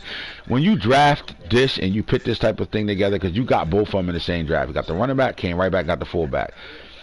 Do you have a plan for that? Like, is your plan is to find, put this part of your arsenal? Whatever you're doing now is fine. Do what you do. But at some point, you have to look at this and say, all right, I drafted the running back in the 1st round and the fullback in the 2nd round. And this is why I drafted them. And then start to put that shit together on the field. Like, you have to be able to see that, because this fullback can literally play tailback and goal line formations and go fucking crazy from that tailback position and really be a problem. But they going to do it because then you got to better commit to a run game. Like that means you got to better come out and process your game, the run game, to see at least 30 carries from from the running back position because they got fast quarterbacks too. Do you know what they can do with that offense right now? Let me ask you, Max, with speed quarterbacks like they got, right? With Aaron McKnight, 91 speed, 91 excel, even Teddy Bates, 90-90. They got two fast running backs, 95, 96 excel with Webster, and then 98, 98 with Sanders, and then their fullback got 90 speed, 92 excel. If you bust the same moves that they made last draft, and then you come out and you look at your team, what are you doing with those weapons? Just the run game right now with the quarterback and the tailbacks and the fullback. We would look like 2019 Louisville, or we would look like triple option Shardy, spread, but running the ball quick downhill into some other shit. It would just be a lot of like college ball, honestly. That's just me. College ball offense where like I'm gonna have speed running around in every dimension of levels, like 6'2". So let's think about Harold Burgers for a second. Harold Burgers is the Mad Franchise Junkie inventor of the monster offense. I would right? find something like something wow. So now you can base your offense around that monster offense, spread everybody out, make guys spend half their fucking defense trying to base a line and get their guys to stay line back up right. You can audible down with pitting this fullback at tight end. You can audible down into all types of I formations and shit like that. Do you know what you could do with this offense? The fact that he runs that monster offense and I haven't played him yet, so I don't know if I can see it. Just imagine the shift back down, the audible back down from having your linemen and all your weapons all the way outside of the numbers and just the center guard and two guards and your backfield inside the numbers, and then you audibling down the formations. Imagine coming down to a goal line in that, or coming down to, pistol in that, or what I mean. You could do so much shit with it. Screen to Bake Sanders with 2-3 linemen and a tight end in front of Bake Sanders. Exactly, but see, the problem is you gotta like you're this is your team. You have to see that. You have to see the things you could do, and what happens is it's a trend that nobody else can do, or you're gonna make other guys do it. You know how I go, copycat league. But until you master that yourself and see it yourself, you're missing out on ways you can steal games. I think if they master that and really do some shit with that, he can steal 5 games a season alone just with that, because he's gonna have a team that better play around. The offense steals 5 to 6 games. Right. If it's ran right, because look, man. Yeah. You know what I'm saying? You got a quarterback that's mobile that can get ghosts in that monster. Imagine if guys don't base the line down to it. Then you know what you could do with that quarterback. You know what I'm saying? Like, there's so much shit you could do with it. You just got to better do it. So I've been hearing nothing but big things about this Marcus Robertson guy. So I've been hearing nothing but good shit about him. I haven't seen him play yet, but they are good at receiver. Now they're not super fast at the receiver position, but they're super big. They got a NFC East receiving core, all basketball guys over here. I haven't seen somebody. Oh, there we go. Panfile, he's under 6'3". Other than that, they're 6'3", and they're huge over here. So they got the weapons, man. They got a bunch of tight ends at wide receiver size guys, like far as height wise. So they got some good shit over here. It's just putting it together at the end of the day. They got two legit tight ends over here. Both of them 90 speed or above. You look at the offensive line, left tackle is 86 overall, superstar. At left guard, they got Buzz Raymond. And believe me, I tried my best to get this guy from. We're looking at 6'9", 355 pounds with 80 speed, 80 acceleration. Not only that, he got 75 change of direction. Do you know what you could do in the power game with this guy?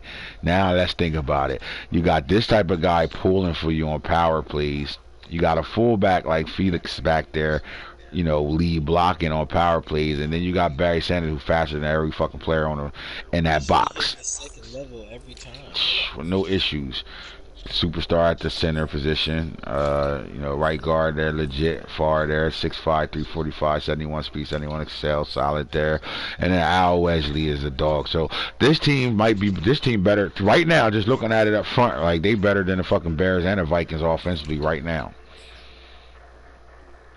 They got a defensive end that got 90 speed, 90 excel, solid there. You know, they got another guy, 84, 87, who got 93 block share, so they good there. They do need depth at the DN situation. Pat McLeod, 75, 75, 6'4", 335, X factor, and then they got a superstar in Brian Bush, 6'3", 325. They're legit there too. Now the linebacker core, 90 speed at Geo Burns. He's been a monster even when he wasn't playing his games. Geo Burns always been up there for the awards. Now Rashad Gary should have his hand in the dirt at 29 years old. At this point, he should be a defensive end for this team.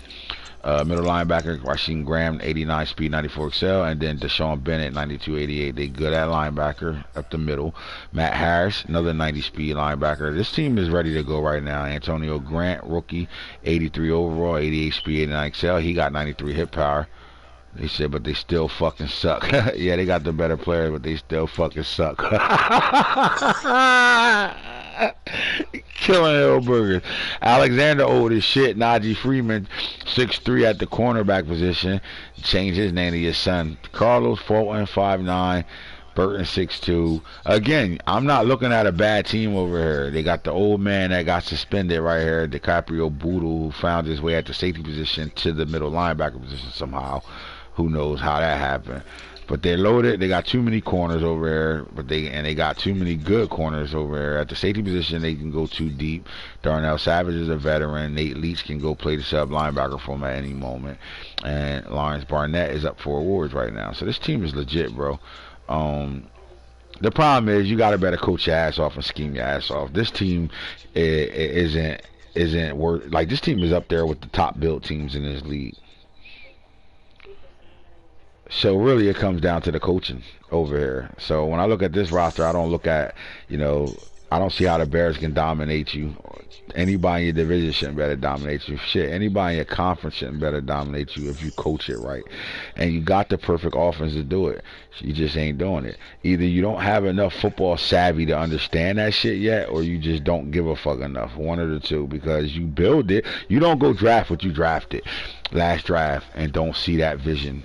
I shouldn't be the one that see that vision, and you don't even see it. When you the one that showed us the vision in the first place. I was about to say, the faking the fullback, I thought was finna be like, oh yeah, like a new era in fucking Green Bay and shit. Like, it's supposed to be, though, but you got to get to it, though, man. Guys got to see these shits themselves, man. All right, so Mitchell Stockton at 90 speed, the probably only white quarterback in the league that can run like him. 6'5", 234 from out of LSU. Go figures. He's the guy here now. So now that we got that established, we know the Lions finally got their quarterback. In the backfield, I don't understand why Camden Man ain't dominating over here. They got themselves a dog in their backfield right now. Not only is he a dog, Tony Moody a dog his damn self too. So they got a guy that catch the ball at a high level out the backfield. And Camden Man was one of the better receiver running backs in that running back core over there for the Baltimore Ravens before he left and went to the Lions. But Camden should be a 2,000-yard back over for them. Easy. Am I reaching? nope. I think Camden Man should easily be 1,800 to 2,500 every year. Easy. Right? Hollywood Brown is over at 28 years old. 28 years old, 99 speed, 95 excel. You got Deion Jones, who, you know, we know what he could do. They're flying at the receiver position at the 1 and 2. May is 6'3", right? 94 speed, 95 excel. But then you come back to the rookie, Mike Timmons, 6'2", 216, 96, 96. They're legit at the tight receiver position. And at tight end, they got a good Nelson Van Buren at 6'5", 253. Great speed. But Michael Woodson is right behind him, superstar at 6'6", 267. Great speed. He's a blocker as well. Outside of that, this guy is just taking up roster space. Now you look at the line. Left tackle Nicholas Sheldon, 6'7", 325. Backup DeAndre Jefferson, or might be a starter, 6'9", 345. You follow me yet, Max? At left guard, 6'6", 325. At center, 6'6", 340. At right guard, 6'6", 345. And they're not slow. Clay Webster, 6'5", from out of Florida State, 325. Shit, Evan Marshall, 6'9", rookie, 350 pounds out of Stanford. All right. This the best line in their division for sure. But the future of this line could be a top 5 easy. Wow. Oh my God. Antonio just got locked in. Now look, Antonio is full-time student, full-time worker right now. So my boy activity ain't as good as he would like it to be. But I'ma just say it like this, bro. That from if the quarterback can show us anything, show us anything above average, this team is legit, bro. This team should win their division. Nah, starting with the line, definitely. Like, this line is wild as hell. With the running backs, receivers. Another quarterback's a little unproven yet, but he's got all the capabilities. He could fucking be unproven with this offensive line. Camden Man should be a 25, 40 touchdown guy, bro. 2,500 yards, 40 touchdown guy over there right now. That's the reason why we let him go to him, because we thought, we'll see that. And we will. Our defensive end position, they too deep there. Cannon is here. Leads that defensive line. Rashawn Farrell, another big time player here, and their backup Greg Brewer can go to either D tackle or defensive end with that 80 speed, 81 excel. At D tackle, Alex Nance, and then for that trade early on after the draft, they got Steve McQueen from the Baltimore Ravens, 6'3", 325. Dog. When he unlocks those superstar. Let's see how many snap counts he leaves next. 347. He about to unlock. You look at the linebacker core. Now let's not forget this linebacker core is the shit right now too. Look, Jerron Wilder, 6'2", 235, cool. But Quan Spillman from out of LSU, 90 speed, 90 cell, right? Remember this linebacker core. Remember he had the first overall pick, who he went and got, Jabril Cox. I think he picked him up in a trade, or did he get him in free agency? Either or, he's fast as fuck at linebacker. Because Taylor Fitzgerald came from Baltimore, 6'3", 227, 90 speed, 91 excel. Poindexter, Darryl Poindexter, 6'3", 242. He drafted him last year, 90 speed, 92 excel. And then the number 1 pick a couple drafts ago, and J.R. Nixon, look at him, 93 speed, 94 excel. Dog. I know he red right now, but dog. Got solid backups. They're cool there. Fucking team is loaded, bro. Anthony Meekins, 5'9", 185, 93 overall, 25 years old. Got good speed. I'm not worried about the height with that type of speed. Bob Mullins is 6'2". Jeff Okudah, nobody came and got. He's still 28 on his roster sitting here. Melifanu, 28 on his roster sitting here. And then Larry Kitchens, they just picked up 6'3", 181 out of Alabama, 92 speed, 92 excel. They are loaded there. The safety position, Brahim Wagner. And who that? Jerry Jacobs. Remember that guy? Still there. And then that safety, still got Sheldon Randall, somebody they picked up, and then they traded last year Zeke Webb from the Baltimore Ravens. Never got to see it down over there in Baltimore, but we'll be playing for this team over here at Sub Packets. This is the best team in their division. Is it them or the Packers, man? I'm confused. I think this might be the best team in their division right here. I would say the Lions is definitely the best team in the division. It's just about putting it together in a sense. They definitely prepared for every way in fields with the linebacking core and the D line that they have, and then they responded with the offensive line that they have. And unimpressed by the receivers of the Bears. They got the safeties and the corners to kind of like match the same like level of intensity. Nothing crazy, but they got understudies at every position. I think that's why they really the best team, because the understudies at every position that they have. I like this division as a team. I like this division when they're active. I'm going to just say it like this. Here's the questions we'll ask them before we get off, right? And then our next show, I want you to, matter of fact, you're going to spin the wheel before we get off, so I know what team we talk about when we come back on tonight. The Vikings. They're probably the worst team over here, and it's not because of them. It's a new staff over here, and they got time. They're not in a bad situation. I think they're in a great situation to be able to make it work, but they're going to need at least 2 draft classes, in my opinion. I mean, 2 off seasons for them to really turn this thing around. Now, it can speed the process up however they do it. If they do it through trade and free agency, that speeds it up to a year. But if you're going to do it through the draft class, because this guy can build players, he know how to play with those guys and get them right. So in my opinion, the Vikings have the most work to do, but I think they're such a good coach team that with that work they got to do, they can mass it a lot and win ball games because of how good of a coach they got over there. And that's just me going off of his history. But he was skitching because he had an opportunity to come get some Baltimore Ravens for Eli Berry, and he looked at me and laughed. See what he does is he get raped by a guy that he don't see as a good guy, but a guy like me asked for Eli Berry. He want to know why, so he keep him. When he could have got 2 or 3 dogs for one and fixed his team right away. Who am I though? I don't know what I'm talking about. Anyway, but what do the Vikings got to do offensively for them to be? They got to get a running back. They got to continue to build that offensive line for them to do things. And a tight end. I don't think they got to get a running back first. I think they need line first. As I said, O-line first. Oh, I can't hear you. And O-line first, then running back, and then tight end, free agency or trade for one or some shit like that. So look, this is what I think about the Vikings. If you got 1 through 7 right now, you got players on your team right now that can get you some more draft picks. I think I'm doubling up somewhere in the 3rd through 7th round. If possibly get 2/3, 2/4, and then you cool, right?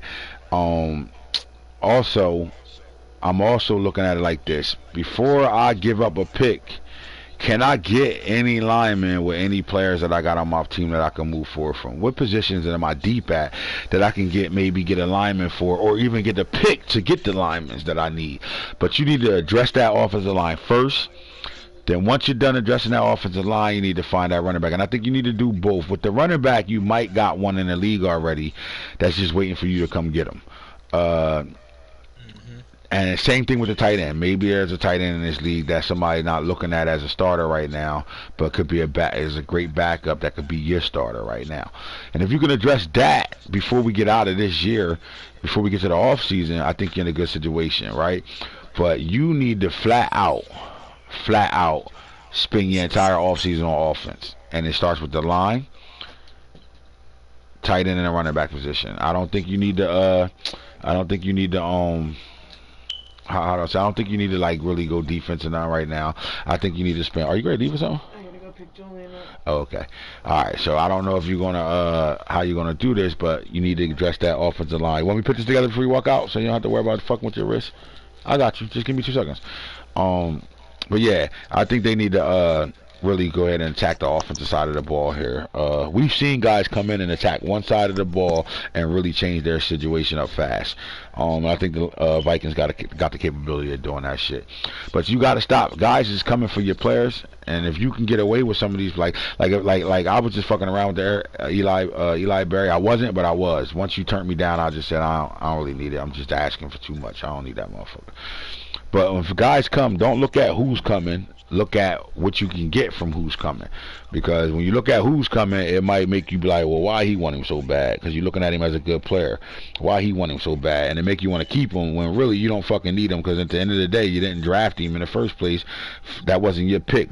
You know what I'm saying? That was an accident pick. You wasn't worrying about him because look how loaded you are at that position. You're not really worrying about him. Now, he's a great player, a great pick. He could be a great future player for you if you use him right. But again, you're looking at pieces you can get rid of. You got 3 superstar safeties.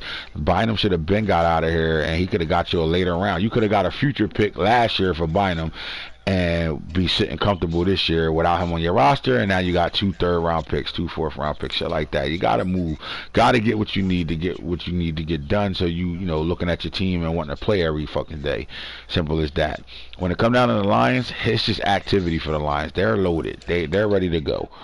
There's nothing they really need to do over there besides be active, play their games, and get a good feel of their team. When it comes down to the Packers in that division, they gotta come up with a system. They need an offense, a system to be able to put them in a situation where they can move the ball up and down the field. They have it. They just need to go ahead and do it and master that shit. Simple as that. It's all good to fling the ball around the park and throw the ball, and people talking about a receiver you got, but your record was good enough and still in a good situation to be able to do some things this year with it. You made the playoffs the last time you played a full season. And that's because your roster was better than everybody else's. Well, you're in the same situation again. Roster better than everybody in your division. Win that shit. Simple as that. And then the Bears is in a comfortable situation because nobody in their division made them uncomfortable yet. That's simple. So they're not even looking at their division. They're looking at winning in the playoffs. How do I win in the division? How do I beat Falk? How do I beat Craig? How do I beat Max? That's that simple. And here's the franchise guru. When we come back, spin the wheel real fast, Max, so they know who we going, where we going at when we come back. All right. And we got. Oh, not the Lions again. Hold on. Gotta spin it again. Not in that division. Got the Broncos.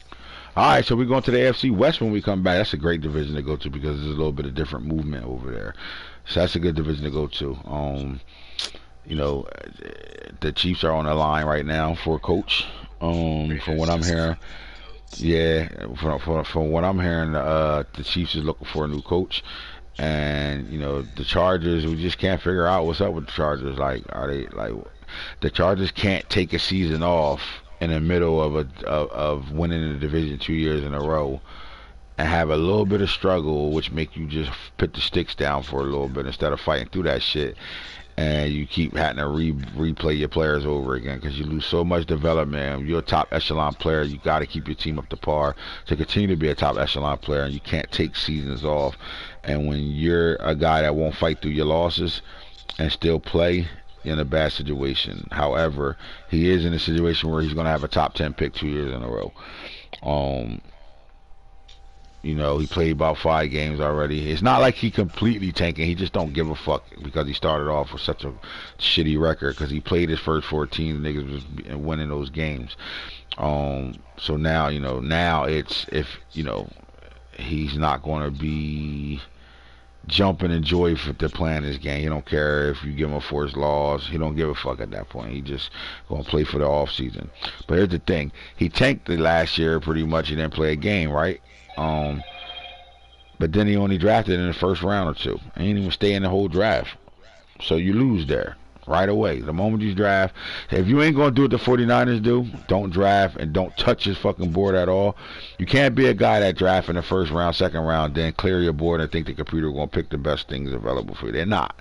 I showed that twice. Every time I clear my board, I get a dud and let the computer pick. So you gotta come into that bitch not picking at all. You gotta come into it and not have nothing to do with your draft and let the computer go dummies. Other than that, you better fucking stay through all 6 rounds and get that shit done, especially in my league. Get it done. Go get you some fucking players. Stop playing. Simple as that, man. Other than that, you know, shit, the Broncos, you know, they pretty much dominate this division, and they doing it with face players. They're not even going through the draft and killing the draft and going crazy. Their team is put together with young face players, and that's a story in itself. The Raiders, you know, fast. They came in and did what we saw the Lions do, win faster than we expected them to. Can they continue to develop and build off of that? Because they're struggling this year.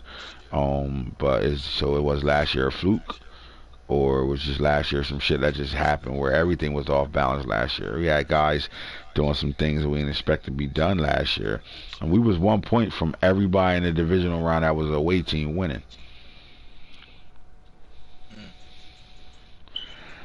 Because the Jaguars and the Dolphins game, if the Jaguars won, even though they was the home team, I think most would have considered that the upset. Not the Dolphins beating the Jaguars by 1. The Jaguars beating the Dolphins by 1 would have been an upset in most people's eyes. True. Yeah. Well, the Saints missed what 3 extra points and lost by 1 to the Bears. The Browns came through and tortured the fucking Ravens in the playoffs last year. I mean, we had outside of look, Eagles got the first win against you. You was the home team. Cowboys lost to who? The Cowboys. Cowboys was home and lost to the 5th seed, but the 5th seed was probably the best team in the playoffs last year. On the NFC side, it was a lot of shit that went down last year. So can the Raiders show us that wasn't a fluke? Shit happened by accident, or did you do this? Or can he build off of what he got going? He did get some good draft picks though.